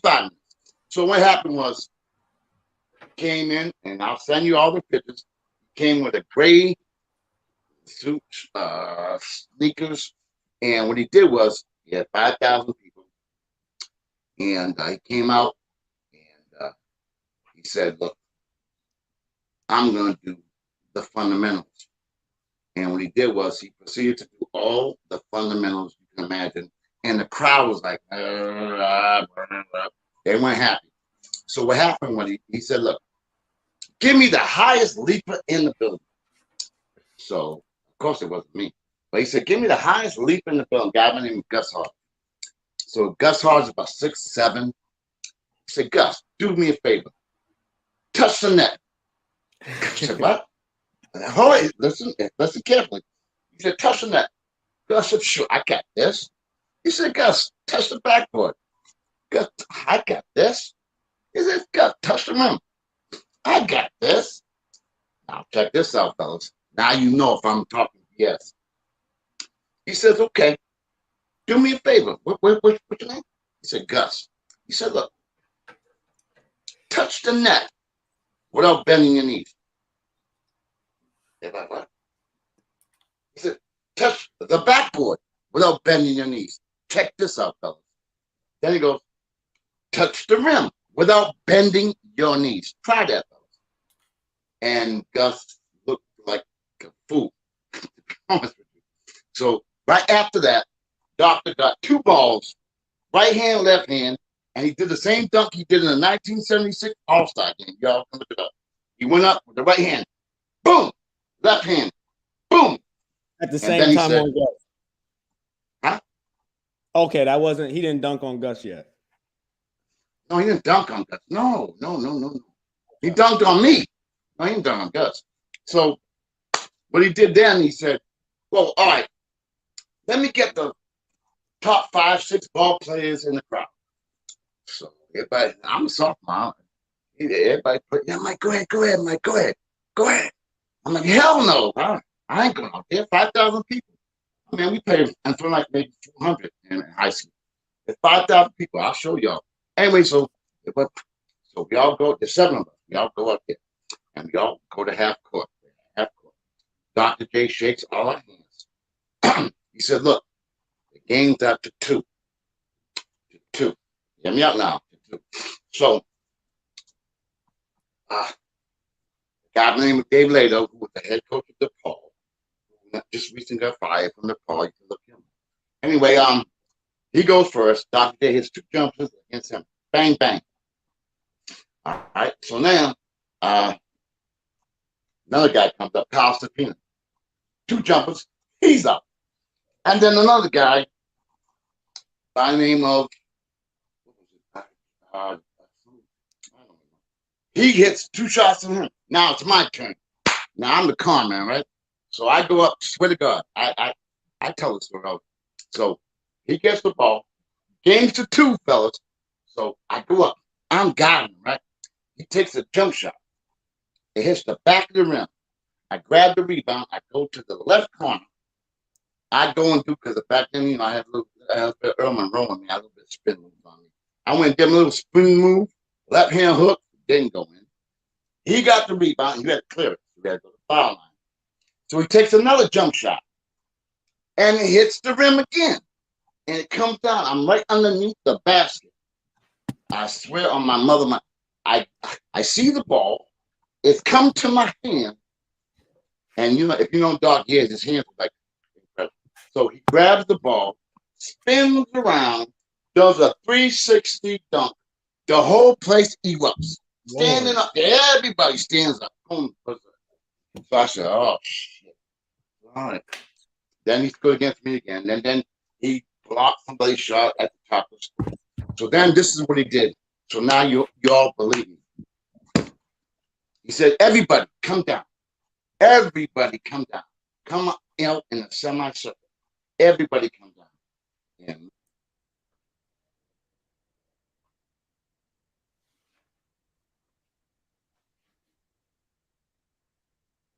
was the foul line dunk because there's too many people. But to answer your, yes, I did have the opportunity. I mean, even though it was at New Bedford High School, I mean, I didn't actually play against him. I mean, as far as the game situation. And the same thing happened with Nate Astropaul when he came to New Bedford to dedicate a place called United Front for underprivileged kids. Came down with the Celtics. Similar situation came up. That one, I got to tell you, I know we've run out of time. That's even a better one. Because Nate came down 40 years later, and I met with Nate again after 40 years. He didn't remember me, but he remembered coming to New Bedford and performing for the Celtics. I got Paul Silas stories. Guys, I'm not trying to brag because I ain't all that, but I have so many memories that I wanted to convey to other people. And that's why I do history. That's why, I end up interviewing Sam Jones, too many guys because I love history. Man, All right, so I'm upset. When y'all get bored, let me. I'll talk about anybody else you want to talk about. I got so many questions. We got to create a podcast, NBA Stories with Mike. Oh, hey, yo, I got way more than that. I got way more. Anyway, Pride, thank you for letting me do this.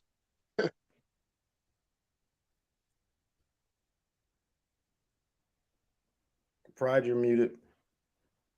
Oh, is it? Oh, my bad. Probably didn't want to hear me. Hey, but anything you want to do, because, hey, you know something? My mission is in life, I want pride, so y'all know where I'm coming from. See how excited I am about this? Is because so many NBA players from the past and what they had to go through. I could tell you stories about Bob Cousy, how he embarrassed Bill Russell. I can tell you about Red Auerbach. I can tell you about me hanging out with Red Auerbach. I can tell you stories, and I don't even know how to lie. But I can tell you what the black man went through, and the Oscar Robertson. Don't let me go there. I can tell you stories about. So that's why when I talk to you guys, I'm coming from a different spot. I may be old school, and maybe I'm up, but my heart is there because I know what these players have gone through. I know that these players right now, if it wasn't Chris Paul and Magic Johnson, I can go on and on. These guys couldn't even pay their rent. They couldn't afford housing. This is after their career. So I come from a different spot, fellas. So when I come about basketball, it's my heart. Back when NBA players needed a part-time job. Thank you, sir. So I come from a different spot. So please, not accept, but please understand where I'm coming from. So I got a gift. I got so much to be able to tell people that I want to. I spoke with Sam Jones, 10-time NBA champion with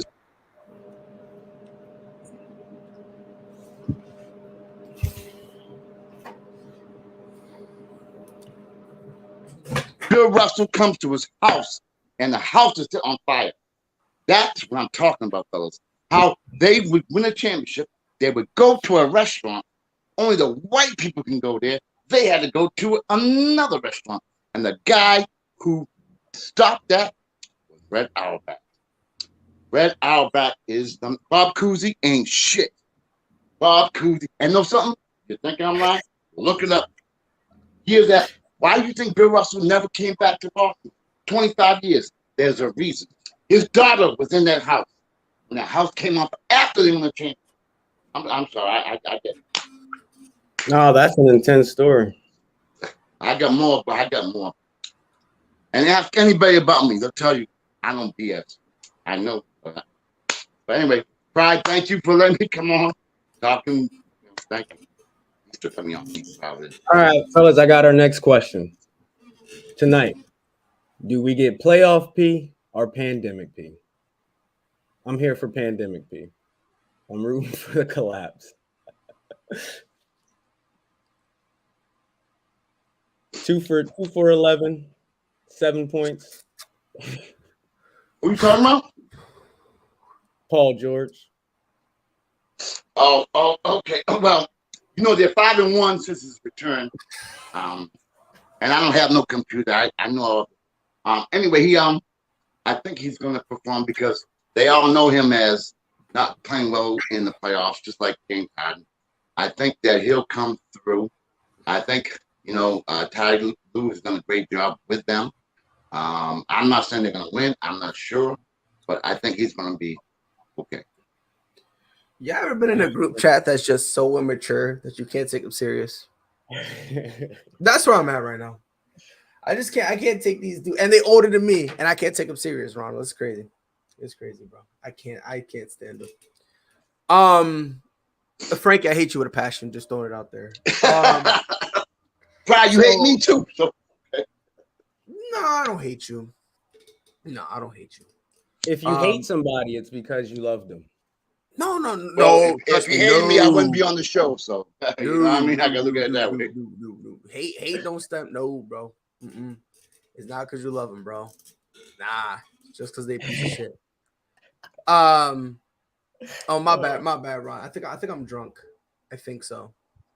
Probably. We'll find out in like 30 minutes.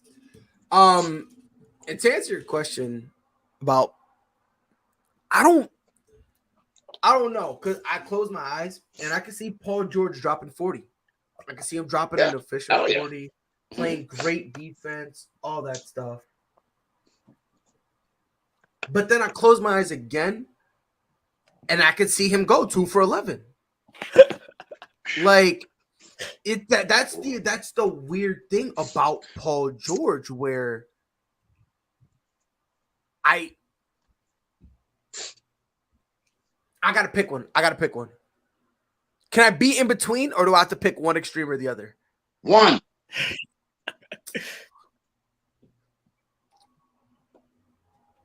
Okay. I'm gonna say he drops 30. Yep, I'm with you. I'm gonna say 30. It's not, but to balance it out, it's not gonna be an impressive 30. You know, I think he'll struggle, but I think he drops 30. I'll say the Clippers win. Question mark? If he drops 30, Clippers win. But I don't know about that, because the thing is, look, if he drops 30, he's taking 47 shots. I don't know, Chief. 2 for 11. Sam said he wants 2 about and Paul 11. George. That's the weird thing about Paul George. Like, how is he gonna look at this game? Is he gonna look at it as like a regular season game? Because if he is, dude gonna drop 50.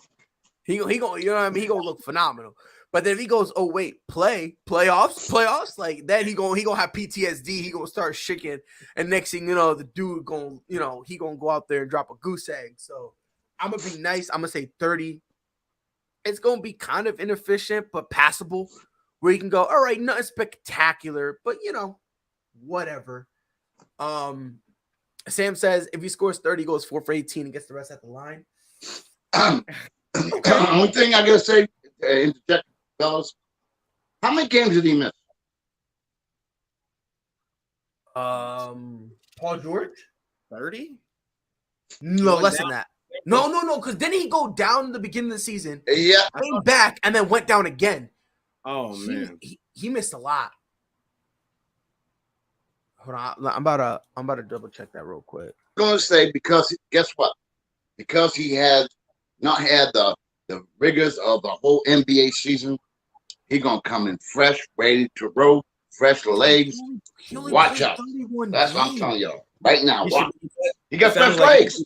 Player on the floor, bro. He only played 31 games. See, he's gonna be fresh, dog. Y'all better listen to the comment. No, I'm not. Nope. Nope. I'm not falling for that trap. Because his fresh is everyone else's expired milk. Nope. I'm not falling for that trap. I fall not with Paul George. Tomorrow on the net. Not with Paul George. I don't know about Paul George, man. I don't know, man. I don't know. I listen, for LeBron, I'll use that. For Kevin Durant, Steph Curry, Kyrie, those guys, I'll use it. For Paul George, what makes him different? Because he chokes badly. Notice how they put James Harden in that. I know that. Notice that. I just want to clarify that. I know that. Notice how I think James Harden in there. For me, it's just I don't trust him. I don't trust him. I don't.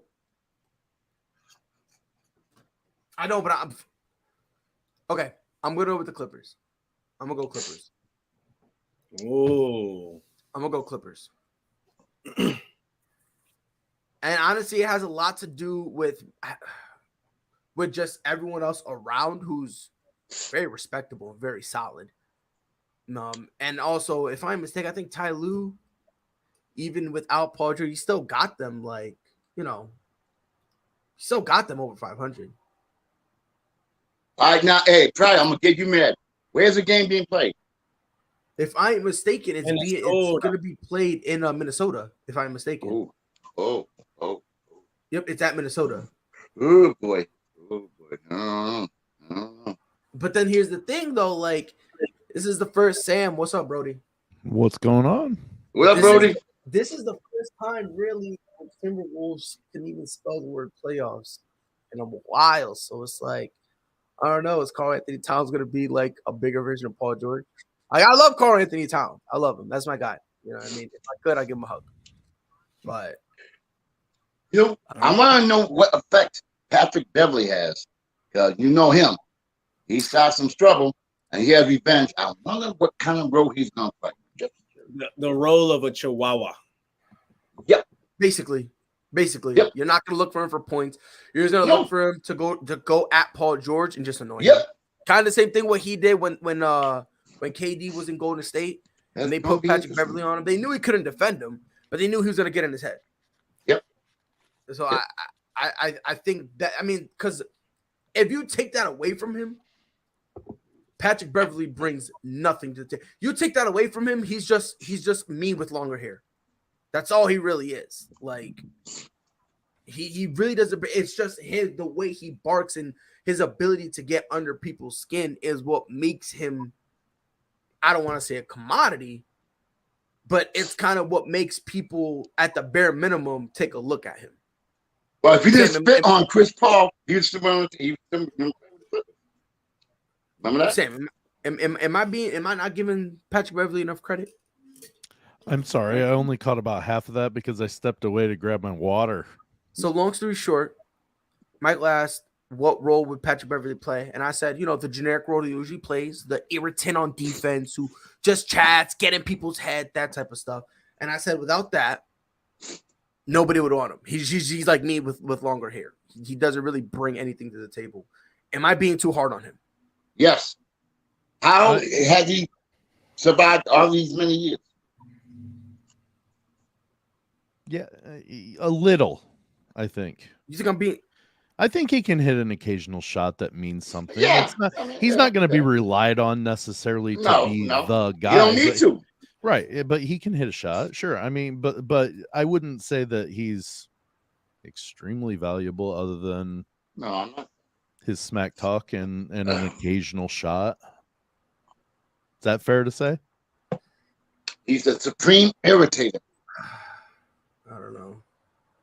That gets that gets some credit. Yeah, I mean that he can irritate the defender or who he's defending. So that's a legit, plus for him. I mean, it's not a big plus, but it's still a big enough plus that there is some value to him. Am I wrong? I'll be honest. I'll be 100% honest. I think you are. Okay. And the only reason is because when it comes to Patrick Beverly, and I've said this before, like defensively, he's solid. But I don't know. In my opinion, I don't like Patrick Beverly like that. Like this whole thing he's gotten, this entire reputation he got. Oh man, he's dangerous and all this stuff. I never understood it. I've seen him get cooked. No, I'm talking about defensively. I'm talking about defensively. Okay. Yeah, because he's got that reputation as like a pit bull that if you let him go, he goes out there and does this stuff. I've never in my life seen it. I've never, and I've looked at it from like 18 different angles. Maybe there's a 19th. I gotta go to another dimension to see, perhaps, but I personally don't see it. And I think that if you give him the personality of a Eric Gordon, like that kind of quiet type of thing. Yeah. Like I wholeheartedly believe that if he doesn't have that, he's not in the NBA. That's just that's just how I look at it. Because you said the occasional shot, it's not enough. Like Ricky Rubio, before he developed a respectable jump shot, he gave you an occasional shot. The difference was he brought you so much in terms of orchestrating an offense that you felt like you needed to keep him. So he gave you more than just an occasional shot. So if you take that away from him, he still brought you more to the table. I feel like with Patrick Beverly, and again, maybe it's just me. But I think Russ was onto something when he said a few years ago, he just runs around and screams and he's tricking y'all thinking y'all play defense. At the time, people thought Russ was being butthurt about it because he just played them and they hate each other and all that nonsense. So But for me, I don't know. It's just when Russ said that, I was like, it's weird because I was thinking about that, but I thought I was crazy. Then Russ said it, and I took a step back because I was like, hold on now. Russ just played him. They hate each other. You know what I mean? So is he being legit, or is Russ kind of just taking a shot? I didn't know. But man, just the more I look at it, he'll say stuff like, yeah, I locked him up. And then I'm looking at the box score, and he got 50 dropped on his head. And I'm like, They kept him from 60. They dropped an efficient 50 on his head, and he's like, "Yeah, I stopped him." I'm like, "Bro, you stopped your team from winning. What do you mean you did this?" Like, so that's just me. Now again, he's ugly, so maybe that's why I hate him. You know Well, yeah, he's definitely not getting no goddamn fashion awards. You know But you know, some pride. But What I think. I think us ugly people, we're like women. When we see one, we hate them. That's just how it is. Well, You know? I don't hate you, bro. But hey, what I'm saying though, right, is I'm ugly, and when I see another ugly guy, I get mad at him, and I hate him. that's not what your fiance says. So we'll leave that alone. But what I'm trying to tell you. Yeah, she can't leave me. I knocked her up on purpose. She tried to get off, and I wrapped my legs around her. She stuck. Hey, that's a whole nother show. But what I'm trying to say, fellas, is when Jimmy Butler was in Minnesota, what did he say? He said they were soft. He said Wiggins was soft. Cat was soft. Now they got a pit bull. Now, every team needs a kind of a pit bull. You got Miami now with the paper Milwaukee there. He's with them now. Every team needs like that pit bull. So I think he supplies that pit bull for Minnesota because they've always been claimed as being soft. But were they really soft though? I don't think so. I don't. Because I don't like when people say that they're being soft. I don't think they were. I don't think they were. But I don't know. Then again, ever since he came in the league, I've been screaming free cat. So I think when it comes to this subject, I might be biased. I might be very biased because again, I've been screaming free Karl Anthony Towns. I love him. But I don't know. I don't think the Pelicans are in the play, and that's ridiculous. I will never let that. I don't know how that happened. I don't even know that. I will never in my life The Lakers, even though we're not allowed to bring them back up. I'm not talking about them. I'm talking about the San Antonio Spurs. What the fuck? God bless them. Hold on. Hold on. Oh, no, these. Wow. Hey, yo, the East is lit now. 1 through 10. Everybody 1 through 10 has a record over 500. First time in like over a decade. Wow. What a poverty conference. Imagine not even being able to be under 500. Could never be us. Could never be the Boston Celtics. Could never be us. We're just too great. We're phenomenal, bro. We're sweeping the East. Fuck it. We'll do it live. We're sweeping the East. Sam, what's your team? None of the Michael, above. what's your team? 4-0. Ron, what's your team? Get him out of here. We'll be in the Watch me say that, and then Cleveland wins, and then we get swept by Cleveland. Just because I decided to open my mouth. Watch, that's gonna end up happening. Poetic justice. Yeah, and I'm just gonna stand there. I'm just gonna be like, okay, yep. Everyone's gonna say their jokes. I'm gonna say, you know what? I deserve it. 110%, I deserve it. But I want to talk about Adam Schefter because we haven't had an opportunity to talk about that. I don't know if y'all saw. Okay. All right. I don't know if y'all saw the apology that he tweeted. Bless his heart, man. God bless him. God bless him. My guy thought, hey, yo, if I hide my head under a rock long enough, people will forget about it. And like, nah, it didn't work. It didn't work. As a matter of fact, people are more mad that he didn't apologize in the initial tweet. Sam, let me ask you a question because I'm gonna ask a question that honestly no one is asking. Is it possible that people are being dramatic about the entire situation? You want me to be truthful on this? 110% truthful. Yes, I do think that. Here's the timing that Adam Schefter, and I think that it's just when he announced that Dwayne Haskins had died, then he mentioned that he struggled in Washington and Pittsburgh, correct? Yes. Is that what the whole thing is over? Yes. Okay. Because they're saying that he's, I guess, people are on Twitter were like, that was extremely disrespectful. What's the point of saying that and stuff like that? So, okay, so you only get so many characters with Twitter, correct? What is that, 160 or something like that? 240. Yeah. 240. Okay. Oh, there's 240 now? I think so, yes. And as much shit as I talk, it's still not enough. You're still adding tweets to it? I've been doing full threads. I believe it. I believe that. Well, and I'm not at all making excuses. It was very poorly timed in my mind, but at the same time, he wasn't wrong. So, it's documented that he did struggle in Washington, and he was having a redemptive story coming back to Pittsburgh, and maybe that's what he wanted to continue with. Should have continued with a second tweet saying, but he had turned things around, kind of. Right. So there are things he could have done better, and maybe not mention that in the tweet announcing the passing. I could understand that upsetness, right. But at the same time, he wasn't wrong about Dwayne Haskins. He did struggle in Washington after a standout year and career at Ohio State, which he mentioned in the tweet. I mean, I think correct. So it's not like I have mixed emotions about it, because I don't damn anybody that feels emotional about it. No, I don't either. But at the same time, I also personally don't think I think it's been a little bit blown out of proportion. Because like I said, I have mixed emotions on this, because when a guy passes away, we got someone taking a nap.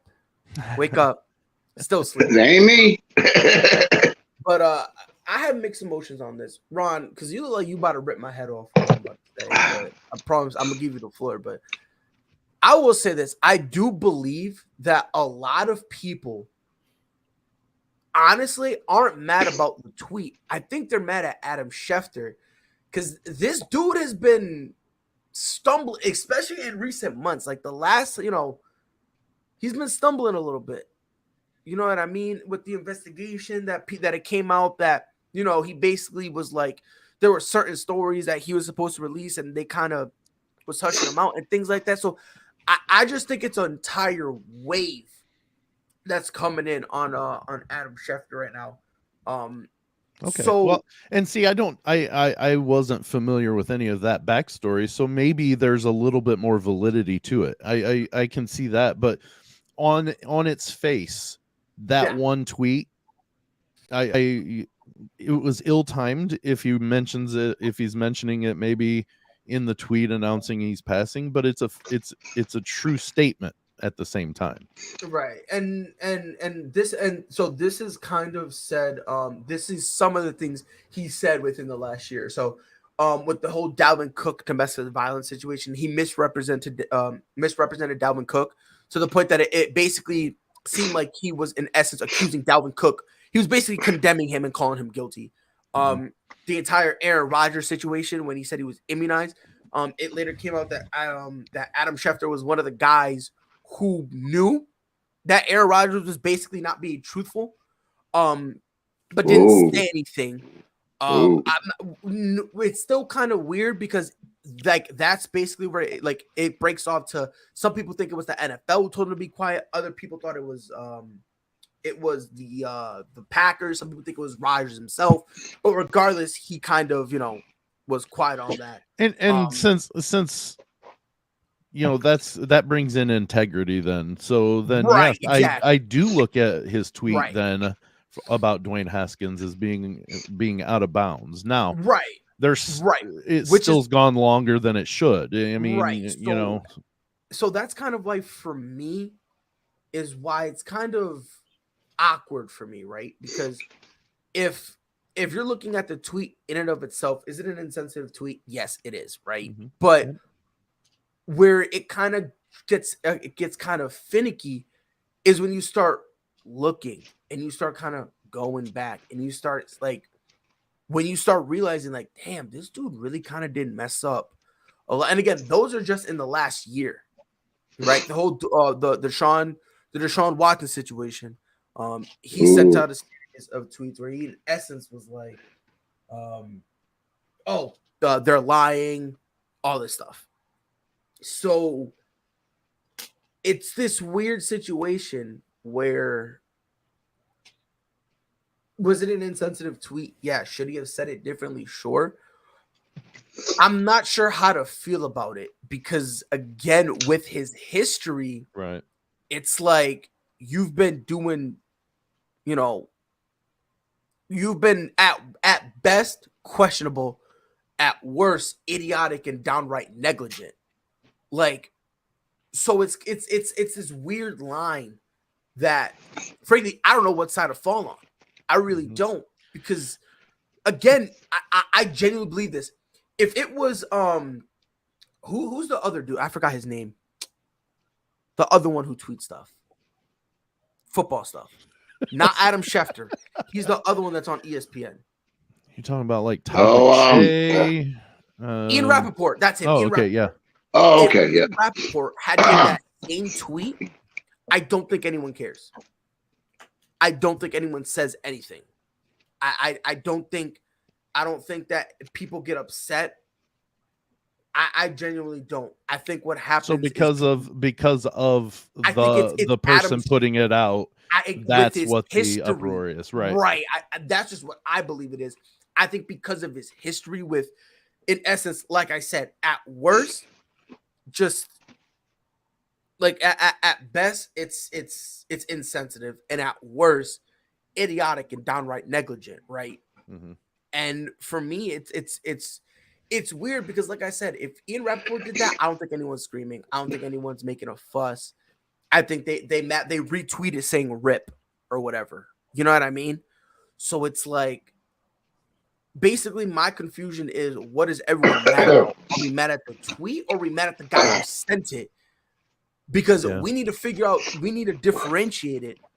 Because a lot of people are saying that ESPN should fire Adam Schefter. And I'm like, well, let's have this if we're going to have this conversation, we need to figure out where this anger is rooted from. You know what I mean? Like, if you're mad about that one tweet, I mean, get over it. You know what I mean? I tweet Kobe's overrated all the time. And you know what I mean? Like, I'm living my best life, right? But like, I don't know. I just feel like, I don't know. Me personally, I just feel like, and Ron, maybe you look at it differently, bro, but I just feel like it's because it's Adam Schefter with his history. I feel like that's what's making people upset and not the actual tweet in and of itself. And can I add something before Ron jumps in here? Sorry, Ron. I know this kind of prefaces something kind of along the lines of what you're saying. I wasn't familiar with the history, so I only took that tweet at face value. So it could have been from anybody. Ian Rappaport, there might not be that uproar. I didn't know the history of it, so therefore I couldn't really. That's why I kind of hesitated when you asked, because I don't know enough about it. But if you're going to ask me on face value, that's what I saw was it was insensitive in the timing, but it was a true statement, I guess. So, Ron, I apologize. I didn't mean to cut in before you got your piece. I didn't even have anything to say. Oh, okay. Well, Pride made it seem like you did. I know where you're from. But I mean, I didn't know that history that it had been. I just have never really followed Schefter on Twitter. Anytime I saw him, I was watching SportsCenter or whatever type of ESPN, and I never really saw those tweets or that history, forming habit. That I just didn't know that part. So, guys, can I give you guys a little bit of update? It might have an effect on tonight's game. 5 people just got shot outside the Barclays Center, 2 miles away from the Barclays Center. And Ron, that's so disrespectful. Huh? No, who got shot? I didn't hear. No, just randoms. Oh, and yeah, it was no players, but It may have an effect on tonight's game. I don't know all that yet, but I just wanted to update you all that 5 people got shot outside the Barclays Center not too long ago. So just letting y'all know. Update. Kind of makes me not want to go to any NBA games. Oh man. But no players. No players. No players. I don't know, man. Ben Simmons, pain-free progress with back, fueling hope he can return. I'm just giving you updates, fellas. Tonight. Update. Is he going to play? I hope not, but that's what he's saying. Oh man. Oh no. Oh no. Franklin, knock it off. Knock it off, Franklin. Oh man. God have mercy on my wretched soul. Forgive me for I have sinned. Bro. Did you know how many people unfollow Adam Schefter ever since that thing? A lot. Dude, Getting over $5 million a year. He's getting paid. He lost so much. And he lost so much. And then now people are upset with how he's apologizing. Because this right here, I think, is a little disingenuous. So he tweets, "Here's my apology," and he linked it to his podcast. So he basically wants people to listen to this podcast. And there's some people, I haven't listened to it, so I don't know, but some people are saying that the apology is actually the last thing he says. So you have to watch the entire episode. And that he apologized at the end of it. Now, I don't know if that's true. If it is, Adam Schefter's a brave man. Adam Schefter is a brave man. Is that kind of, if that's true, is that kind of him saying, I'm only doing this so I don't get fined? You know, like the Marshawn Lynch, I'm only here so I don't get fined.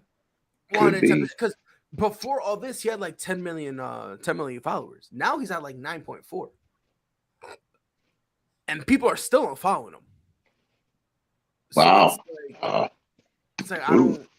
Bless his heart. Bro. Bless his heart. Sad. Jay, I hate you with a passion, Jay McLovin. So go stub your toe. They're talking shit. They're saying if my afro gets any bigger, my headphones are gonna pop off. But guess what? Look. Adjustable. Still got more room. Adjustable. I love it. Still got more room. Adjustable. Oh my God. So Nathaniel said I listened to it. That's sort of true. What a guy. What a guy. And see, that's the type of conviction men need to have. When we get caught cheating, be Adam Schefter. Well, he essentially said, sorry, not sorry. I mean, he literally, he basically said, I'm apologizing, but I don't mean it. Like, I'm saying sorry, so you guys leave me alone. Like, I said sorry, come back and follow me. Like, yeah, it seems that way. How many followers does Ian Rappaport have? Hold on. Ian Rappaport looks like he has an allergic reaction all the time. So he got 3.3 million? Well, he's more laid back. He's more laid back. Up 600,000 in the past few days. Yeah, he's laid back. Oh, yeah. He's going to get a lot. He's going to pick up a lot of steam from this, bro. I like Ian Rappaport. Hey, but fellas, at the end of the day, if you bring in the money, you're going to be look how many people hate Stephen A. Smith. Look how good he's doing. So, you know what I'm saying? So you bring in the money, they'll look at it. I don't know, man. I don't know. The only thing that isn't true is you don't have to listen to the whole episode to listen to the apology. So does he timestamp it? Because if he timestamps it, then okay, fine. Then I'll be okay with it. It would be more of a An of a FU, dick move. right there. You're right, yeah. Because I just feel like just listening to it, I feel like I just got uppercutted in the nuts, and I'm just like, and then he's just like, my bad.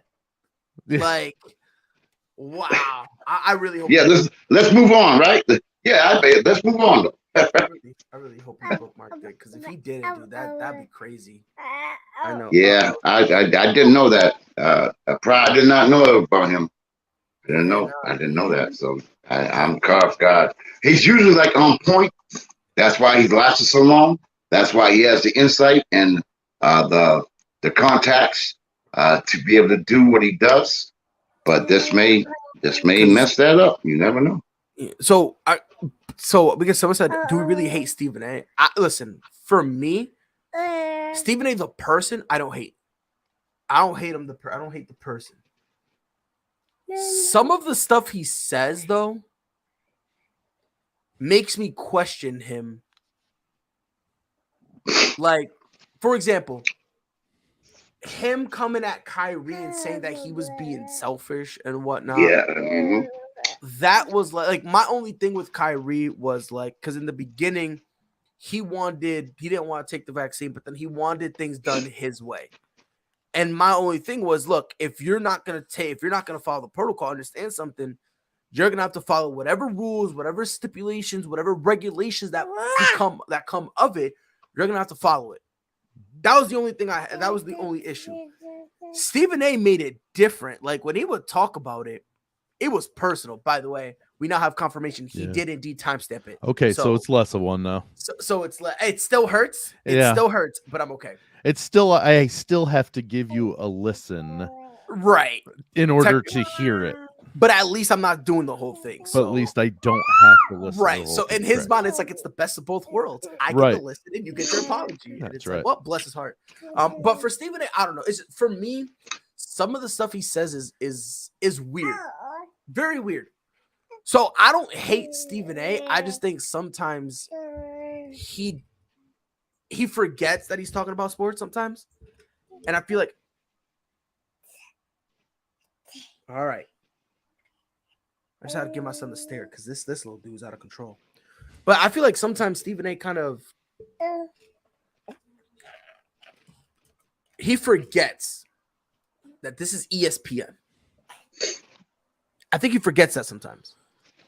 You know what I mean? And like he tries to act as if like in terms of morality, he can you know what I mean? He can kind of based on if a guy misses a shot or something. He could try to dictate, the guy's morality. I feel like he gets lost in that sometimes. Now, do I hate him? No. But I will say this lately, because I've been seeing tweets on it, because I don't watch the show anymore. I've been seeing tweets. He looks burnt out. He needs to go take like 3 months off. Just go do something other than this. Go learn to like, I don't know, body surf or whatever. Yeah. But Pride, but a couple things, I'm going to disagree with you, as I always do. I think he knows he's on ESPN, and that's what generates his money. That's why he gets almost $13 million a year. And as far as him being burnt out, he got the First Take. He got Stephen A. Smith, whatever the show is after at 5 o'clock. He does NBA Countdown. He's writing the book. He's doing all kind of crazy things to generate money. And guess what? Not all people, a lot of people who make that kind of money think that their stuff don't stink and they can say whatever they want. And I think he's growing into that category because he's a brand. He's a brand now. You agree? With him being a brand, yeah, he's starting to become one if he isn't already, right? Because you know what the whole thing. But I don't know. But I say why I say he forgets he's on ESPN sometimes is like the stuff he says isn't sports. Like again, if a guy misses a shot, you see, this is why he should have. And it's like, dude, relax. He missed a shot. You're gonna see him play again in like 2 days. You know what I mean? It's like, I don't know. It's for Is this me. comparative It's just kind of how Jim Rome progressed to where Good point. so Good point. annoying. Here we go. got so Good annoying that people stopped listening to him? yes, And Yes. Stephen A is getting to that point. he's starting to get there.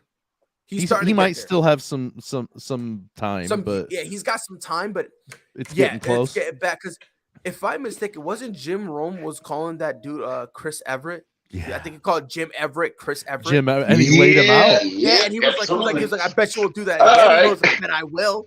He was like, we got a whole semi. He was like, I'll milk you, and he started leaning back, and I was like, he's like, I bet you won't do it again. He goes, Chris, and then Jim Everett just starts getting, oh my god. Now, one thing, fellas, about Stephen A. Smith, who were his last two co-hosts who he got rid of? He didn't get rid of Skip. He didn't? No. Okay. No. Nah, Skip. Okay. Skip. Okay. He's wanted to go to Fox, but like they never had the sports thing down. Like they never really kind of had the whole sports thing ironed out, which is why he would chill at ESPN, because it's either you chill at ESPN or go, to another little, I don't want to say unknown or no name place, but at the time ESPN was the biggest place. So And that's Skip why did well. Skip's doing well. Skip he did very did well. well, yeah, but as soon as, which is why when Fox started doing their Fox Sports thing, and they were like, yo, we want to do a show, that's why they reached out to Skip Bayless, because a lot of people don't remember. I think it was the last contract or the second to last contract that Skip signed with ESPN. He went to Fox and pitched the idea of Undisputed. I can't remember what he called it. He called it something different, but he pitched the idea, and he's basically was like, it'll be a version of First Take or whatever. They didn't have the stuff to like have it all set or whatever, which is why he flew back to Bristol and basically re-up with ESPN. You know what I mean? But probably, why did Skip get removed from ESPN? You know why? He didn't get removed. He wanted to leave. Oh, you are wrong. You are wrong. I get Pride, man. Listen to your boy. Were you listening? He made unusual remarks against the, I guess, minorities. Look it up. That's why he got removed. He made very severe comments, and that's why he got the boot. For real. Look it Come up. on, Skip Bayless. Skip Bayless. Yes.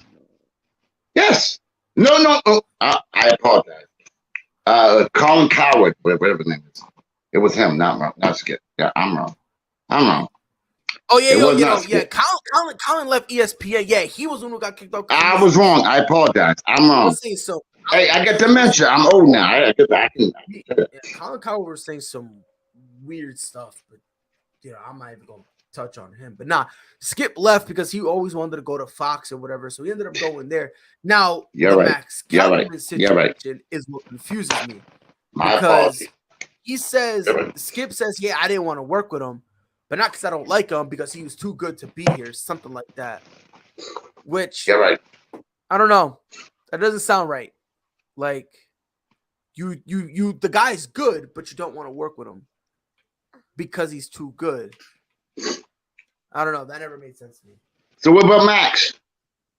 No, that Max. That's what I'm saying. That Max one is just why I'm confused at, because Stephen A says, "Oh, he was too good. That's why I didn't want to work with him." Weird. I didn't hear that. Wow. Yeah, no. After Max left, he went on a show, and they basically asked him, "Was it your decision to get rid of Max?" He said yes, and he said it's not because I don't like him. It's he's too good to be here and needs to spread his wings. Basically, something like that. Which doesn't make sense at all, because not only was First Take kind of established, but at the same time, he needed Max. Like let's just get that out the way. He needed Max because now you got, especially now, right? Especially now. You know what I mean? Now you got to revolve it with that dude. What's his name? Mad Dog, something like that. Oh, Mad Dog, yeah, Mad Dog from New York. Oh, that dude. And then he got my boy from Duke, Jay Williams. He got and they be having JJ Redick on sometimes. JJ Redick. He got my boy Dallas Cowboys, wide receiver there. You got him I on don't in know. football season. I just don't, because last time I heard their things was plummeted. So God bless them. God bless them. Final topic before we sign off. Something that not a lot of people, me being included, are kind of shocked in. Jimmy G and Baker Mayfield are still with their respective teams. Why? God knows. Well, I think I know why about Baker. Jimmy G, I don't know. Sam, I want to start with you because I want to start on the Jimmy G side first. I've been saying this. Trey Lance isn't ready. Everyone gets mad at me. They bitch and they moan and they cry and they go, how do you know? And I always say the same thing. If he was ready, they would have played him. The Patriots didn't wait for Mac Jones. Jags didn't wait for Trevor Lawrence. Bears did not wait for Justin Fields. They just sent him out. They're not doing it with Trey Lance. And and to be honest, they use Trey Lance a little bit how the Saints use Taysom Hill. So that right there, in my eyes, is a huge red flag. Jimmy G not being traded. Is this a bad sign for Trey Lance, or do you think the Niners are just still evaluating their options properly? More towards B, because here's what I'm thinking is they know they have a quarterback in waiting, Trey Lance. Yeah. They also have a quarterback who has been very serviceable, good at times, but then also struggled at times. So a pretty decent, good quarterback. What's in the draft? Well, Not according much. to some people, Malik Willis is Like great. 2 or 3 quarterbacks, I guess. So here's Willis? what I'm guessing. Here's what I'm guessing. After the first round of the draft, if the Niners haven't gotten an offer for Garoppolo that is just so enticing to take, they hold on to him till next year or through next year, and tell him, look, you're going to be our starter. There will be, Trey Lance will get some reps so he can start learning the offense. And if we can trade you by the deadline, we will, but no promises. You know what I mean? I don't, because teams that are looking for quarterbacks aren't going to find. There's a small chance they'll find a franchise quarterback with this draft class. It's just it's so light, So if they don't get the ones that are considered the elite quarterbacks in the draft in the first round or second round or whatever, they may try to get Jimmy Garoppolo. At least for a year, trade for 1 year service of him. But the Niners don't have to either, Yeah, well, I think they do. I think they have to. Well, I'm saying at the end of the day, if they don't get the offer that they feel, no, yeah, you're talking about him? no. You The only keep reason him. I'm saying they kind of have to is like Jimmy G doesn't want to be there. He said I don't want to be here. You guys have been trying to get rid of him for what, 2.5 years now? But that's why I'm saying if they just talk to him and say, look, we tried, we didn't get what we thought was fair for you, so we're going to hold on to you and I'll try, we'll try to trade you by the deadline, and just go into the season starting unless you can find that offer that's good for him. I don't know. I don't know. I'm probably way wrong. I'm not even saying that I'm. It just that's what goes into my head about right. No, what so they're thinking. So you're basically saying that like you're not really mad that he didn't get traded because as of now the Niners have all the leverage. If you want to keep him, you can because you're at this point you're looking at it as like a good side because you're still giving Trey Lance another year to get familiar and to get him comfortable and all that. That's exactly what I'm saying. Okay. All right. Michael, do you agree? I was just watching something on ESPN, although y'all may not like that. They have projected 2 picks, quarterbacks, to be picked within the first 40 draft picks, Pickett and Willis. And they have Detroit projected to get Willis and whoever to get Pickett. So now it comes down to, fellas, one player contract is guaranteed. The other one is not. So what I mean is Mayfield's contract is guaranteed. They're gonna pay him. Garoppolo, they can get rid of him. I think they're waiting because it's going to go 19 million against the cap. So I think they're waiting to see what they can do within the draft as far as moving up, moving down, whatever they can do. I'm not a football guy like you guys are, but what I see is I look at it from the business side of it, and I think Lance, you gotta give him a shot. You gotta give him an opportunity. And if you get rid of Garoppolo, you save 19 million, which you can add to an offensive line, another backup quarterback, or a defensive line, whatever y'all need.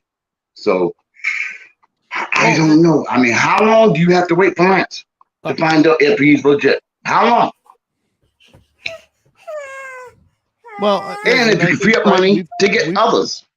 Pride and I have talked about this a little bit just from the aspect of, Aaron Rodgers is, while he has his major flaws, he benefited greatly from spending most of his rookie contract under Brett Favre. He was able to learn the system, learn from Favre. So that I think that's what kind of one of those things that if you can't get the exact package that you want traded for Garoppolo, you keep him one more year, talk to him, give him a little bit of a bonus or something to make him happy, and let Trey Lance play another year underneath him and develop even more to the speed. I agree. I agree with that. Things. But if you get the package you want, trade him. Trey Lance can go do whatever. To where? Out. Yeah, just do whatever. To where? No, I'm just saying. I don't know. I don't know Miami, the Giants. Well, Miami. Miami would potentially do it. Maybe Houston. Ooh, I'm trying to think who else. Actually, Seattle. Ooh, okay. For him, but it's really along the lines of what they want to actually go through with it in terms of, again, you have a guy who's going to be on his last year. If we trade for him, not only do we have to love him head over heels, but B, at the same time, we need to make sure that before he even takes a plane here, he already agreed to an extension so we can keep him past this is the final year of his contract. Good. Yep. Good point. I think a lot of stuff for Jimmy G is kind of in play. Before we take off, Baker Mayfield. Now, this is my take on it. If I'm crazy, let me know. I think the Cleveland Browns are going to head into the regular season with Baker Mayfield. The longer I think about it, the more I actually believe Deshaun Watson is going to get suspended for about 6 games. And if that happens, they're basically going to give Baker the start for those six games or 4 games or however long Deshaun Watson gets suspended. They're going to give him the start, and then right after that, the door hits you with the good Lord split you. I agree with you 100%. I agree with you 100%. We don't know what the suspension is going to be, 4, 6, 8, 10, whatever. And he still got other lawsuits against him, so we don't know how that's going to turn out. And I have to agree with you. You want to keep somebody who already has the presence, and I think he will be there for like 6, 10, whatever, until my man's ready to play, if he's ready to play, if he even gets back in the NFL. Think about what that provides Baker Mayfield. It gives him the ultimate resume, basically, active resume for potential suitors. If he has a crap sandwich of a season, then he doesn't have many suitors. But if he lights out on fire and absolutely just, MVP style, and I'm not saying he will, but he does. He's not a horrid quarterback enough to where you couldn't see him being pretty damn good for a season. And he's going to be healthy. He's going to be healthy. If he could, and he can, if he can stay healthy, and he has a really good season, he's going to have potentially 6, 7 teams that might be trying to trade for him. Absolutely correct. Yes. So he gets the ultimate tryout. Yeah. And again, like you said, to touch your point on it being the ultimate tryout, again, even if he's just okay, Yeah. like teams will basically tell themselves, "Hey, look, he's disgruntled. Look how they did him. What other quarterback would be able to be in that position? We can change him if he comes here." So it's like he doesn't have to do an MVP style tear. He just needs to do enough where it's like he's not a detriment.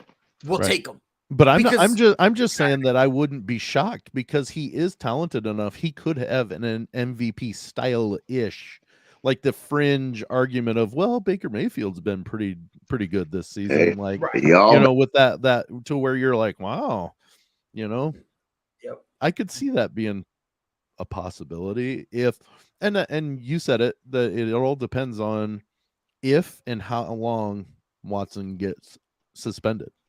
Right, because and to me that's basically correct. That's like the coup de grace of the entire situation. That's it. That's it. NFL, if the NFL basically comes out tomorrow and says, "Look, we're not going to suspend him; it's closed," then Baker's gone before training camp. Oh, he'll be a draft day deal. 100%. He'll be gone like that. He'll be the same. He'll be the same kind of trade deal that I was saying in Garoppolo. You don't have to trade him if you don't want to, but what? Right. Exactly. So it's like, and if I'm mistaken, this is the final year of his deal. So, so both of them are in walk years. Even I mean, they mirror each other pretty well in their setup. To be honest, yeah, because they're both in the final year, right? Whoever trades them is going to want to try to, at the bare minimum, get a conversation rolling on an extension. Or even if it's a 2-year extension, just so they know they've got a couple more years. Exactly. And it doesn't have to be that crazy because after those 2 years, you can just rip up that contract and give them another one, right? Or let them play out those 2 years and then give them like another extension. Right. So with all that stuff going on, it's like, just like the longer they keep on to Baker Mayfield, the more it makes me think that they understand and they know Deshaun's going to get suspended. So you're saying it's going to be like the first time in a decade that the Browns thought about something? 2 decades. two decades since they come back? Yeah. Okay. No, less than that because they did think about throwing games. Well, blind squirrel finds a nut. You're right. Yeah. Listen. A broken clock is right twice. I like that. That's right. So, so we're good. But for me, I don't know. Like, and maybe it's just me, but the longer they keep Baker, the more I think they're going to end up just keeping him and then trading him afterwards, which again could be the best thing for the Browns because we've seen Baker get hot, right? And if he's hot, boom. And if he's not, you still have that built-in excuse that, hey, look, he doesn't even want to be here anymore. He's only playing like this because he's upset. Imagine if he went to Miami and he was happy with you guys. Seattle, happy with you guys. Imagine if he went anywhere else and was happy with you guys. Don't you think that'd make a difference? So I think Cleveland is in a situation where you can kind of pitch it either way. You know who Cleveland needs to get a hold of that when that day arrives that they've got to get rid of Baker Mayfield? They need to contact Detroit. They always seem unhappy with their starting quarterback. They don't realize it's them. They realize that their quarterback sucks, at least according to them, they do. So send Baker there, and it'll just be 4 more years of that. Well, Detroit has the second pick, right? Yeah, but they'll take a wide receiver. That's just what they do. Bro, man. They're going for Kenny Pickett. Watch, bro. Watch them. Watch. Listen, and They better. You're out of your mind. Somebody's going to trade up to take. There is going to. You're almost guaranteed there's going to be at least one team. There's going to be one team that's going to trades up because they freak out and they take somebody that shouldn't. You're right though. I thought Denver. If they never got Russ, I thought Denver was going to do that. They were going to do everything in their power to trade up. Good. Swear to God, I really thought they were going to do that. I thought they were going to trade up and try to get Kenny Pickett. Because even though John Elway doesn't work for them anymore, he's still like an advisor or something like that. So it's the same job. It's the same job, just different title. Just different title. So will the Detroit Lions ever be good ever again? Not until they change ownership and I was about to culture. say, yeah, you're gonna have to change ownership. Yeah, and then the Like- culture of the team will change with that, hopefully. Exactly, because now you have a new owner, and if I'm that new owner, maybe it's just me, GM, any assistants. Everyone talks about him getting fired. I'm cutting everybody, and I'm gonna go. All right, let's start from scratch. Literally, start from scratch. I'm with you. bulldozing the arena, and I'm I'm with you. like I'm getting. I'm with you, bro. I'm with you. Redesign, The new rebuild, owner literally cleans the house. literally. You have to. Literally. And then I want a picture, like before they unveil the stadium, I want this big thing covering it, like a curtain or whatever, right? We don't even need it to make sense. That's it. No gravity. That's it. Boom. That's it. We pin it to the sky, right? And the picture is going to be of the old stadium demolished, rubble everywhere. And in the middle of it, you're going to see a little dot, and that's the owner just going like this. Right? Let's go like that. Then it's going to fall, and you're going to see a brand new stadium. Okay. It's going to be brand new. And he goes, all right, we need players. Who wants to play for us? And anybody who comes, we immediately say, nope. And we literally, no, I lied. We're going to take them, and we're trading them for draft picks. We're going to be the youngest team in the history of the NFL. I'm going extreme. Trade Right? everybody off and get 40 picks. Every single person, Yes. every Yes. single person. That's what we're gonna do, right? By the time I'm done, I will own 90% of the picks. God damn it, I'm drafting Alabama. Everyone, just get on over here. Georgia, get over here, bro. I'm drafting I love it. I'm drafting a whole new entire school. And when they finish, I'm gonna say, you know what? Matter of fact, you know what I'm gonna do? I'm drafting Alabama and say, yo, Nick Saban, come on, you with me. I'm basically making Alabama a professional school. That's what I'm gonna do. Or Georgia, or Florida. I don't care. As long as it's not Urban Meyer, I don't care. We're gonna make it, and we're just gonna go from there. We're gonna have the youngest team, and that's what we're Hey, Pride, everything you're saying is 100% correct. But guess what? You have a different skin color, my brother. Oh yeah. Oh no, they won't let me. No, they won't let me. So that ain't gonna happen. No, they will. You know what minority coaches need to start doing? As soon as we sit down, they I don't want to look at them and go, Brian Flores. And I feel like once you start saying Brian Flores like that, you're gonna get the job. That's it. Be like, if you don't hire me, I'm joining the lawsuit. That's it. Blackmail them. Get it? Black, because blackmail, and then because the color, I try to be funny. I'm not funny though. But nah, man, Detroit winning, dude. Nope. You need to purge it in like the deepest, darkest way you can possibly purge something. Yep. Like that is a situation where you need to get rid of everything. And again, like if you want Jared Goff to just run on his contract, so be it. That's fine. But like, aside from a couple young guys, I'm getting rid of everybody. Well, and there's a reason why this franchise hasn't won a playoff game since Barry Sanders was on the roster. It's the culture. It's totally what they've had in great. And prior to that, it had been since 1953. So like they literally went decades to get their draft or their playoff win, and since then they haven't won. Like that was the penultimate moment in Lions history, recent history, is the 1993 or 4 playoff win. Yep, that's it. And that's it. And they don't have nothing. They don't really have much after that, which sucks. They've had really some appearances, but they haven't been able to win anything. No, and it's a shame too, because every time they had an appearance, what would happen? Everyone would shrug their shoulders and say, "Who cares?" And let's think about who their quarterback on those back-to-back appearances with Jim Caldwell. Who was their quarterback? I do believe that man won the Super Bowl last year. Yep, Matthew Stafford. So to say, and then Jared Goff comes to town having been to a Super Bowl, and now look at him. They're wondering, well, what's wrong with Jared Goff? How about what's wrong with Detroit? Yeah, exactly. Yep. And I don't hate the people that love the Lions. I do not at all. But I'm able to see that because I'm from and maybe Lions fans even agree with that. I don't know. Yeah.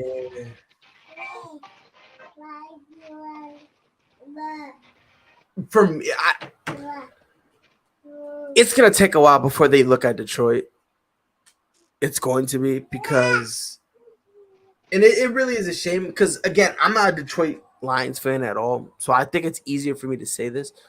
You had Megatron, and look what you did to him. I Megatron. was going to say that. You made him retire early. You made Barry Sanders retire early.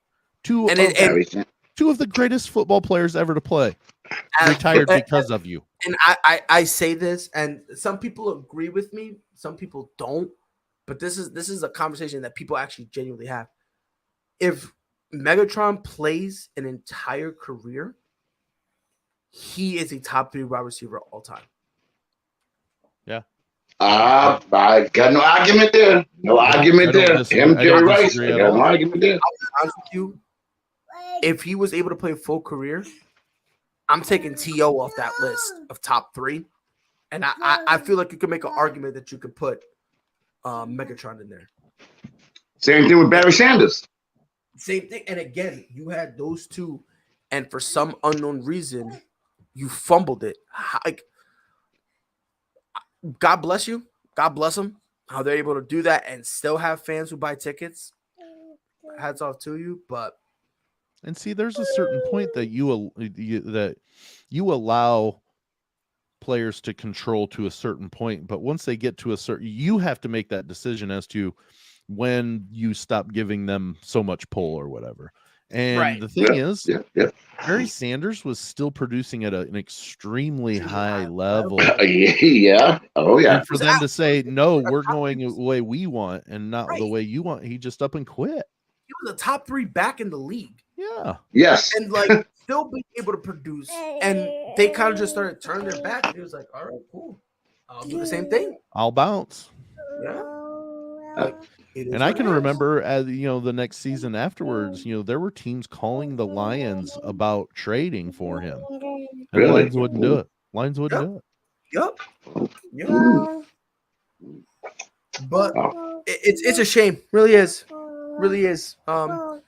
Thank God I'm not a fan of that cesspool of a franchise. I am no joke. Bro, I'd probably blow my brains out. I'm not even lying. I have my issues with the Bears, but geez, I don't know what I would do as a Lions I would rather be a Chicago Bears fan, no debate, over Detroit Lions. Mm-hmm. I'd rather be a Cleveland Browns fan. Wow. Yeah. Yeah. I'd rather be. I would rather be a Cleveland Browns fan with Deshaun Watson as the quarterback after film came out that he did what he did. That's how bad the Detroit Lions are. That's how bad they are. You're not wrong. Like no. Like they are. It's just horrible. And that's not taken away from any of the players on the roster. Even they're. No, I'm just talking about like in terms of the entire culture. Mm-hmm. I'm talking about from like the office up. Because they're young players and they try. They go out there and they try. They try their butts off and you see it. But it's just the ownership. But doesn't that what happens from the beginning? Always ownership and management in most cases. That's what I'm saying. That's why I look at management and like the leadership different. Because it's like the same thing with the Dallas Cowboys. They choke in the playoffs. It's because of the culture. You're not going to win anymore with Jerry Jones because before Jerry Jones was like, I'm looking for talent. Now it's like Jerry Jones is becoming diluted to the point that he thinks every year he has the best roster, yet he still wants to get better. And it doesn't make sense because it's like, hold on, if you're really that head and shoulders above everybody, then you're good with what you got. And then they go to the playoffs, choke, and then Jerry then does this. So it's like, you know what I mean? But hey, God bless. But fam, what are you gonna do? He gonna be there, or his son. What are you gonna do? And the only reason why people don't really knock him that hard was because he's not like Detroit. It's not like they're going over. So you know what I mean? So he kind of goes, hey, look, you can't do that. It's still competitive. I hear you. So, but It's been 8 in the morning. If you, I'm sorry, I have one last thing before you wrap this up. Think about Detroit's last season. It's the epitome of like their culture. They lost so many games on last plays. Shoot, the Ravens won their game on the second kick that broke the record, and it bounced on the crossbar and went through. Yeah. Then Pittsburgh couldn't even beat them. Then though, that's where I'm kind of getting to is then they start playing just good enough to screw themselves out of the first pick. Yep. And it's just a microcosm of what kind of that culture is. You know, we put just enough on the plate to keep guys hungry, but we don't want to spend, we're just not going to give you any more. Right. I'm with you. We're going to break your heart every year. Yeah. Yep, and it's just wild. It really is, And I love my Detroit Lion fan friends. I love them. Loyal to a fault, brother. Yep. Can you relax, brother? Okay. So that's all. That's all. Jeez. This has been ASAP in the morning. We'll be back here tomorrow, 10 a.m. Eastern, 9 Central. Sam, Michael, thank you for being here. You too, Ron. Freddie was here for all of 5 minutes. Thank you for being here, Fredward. It is Pride. We'll be back here tomorrow. Till then, y'all know what to do. Be safe.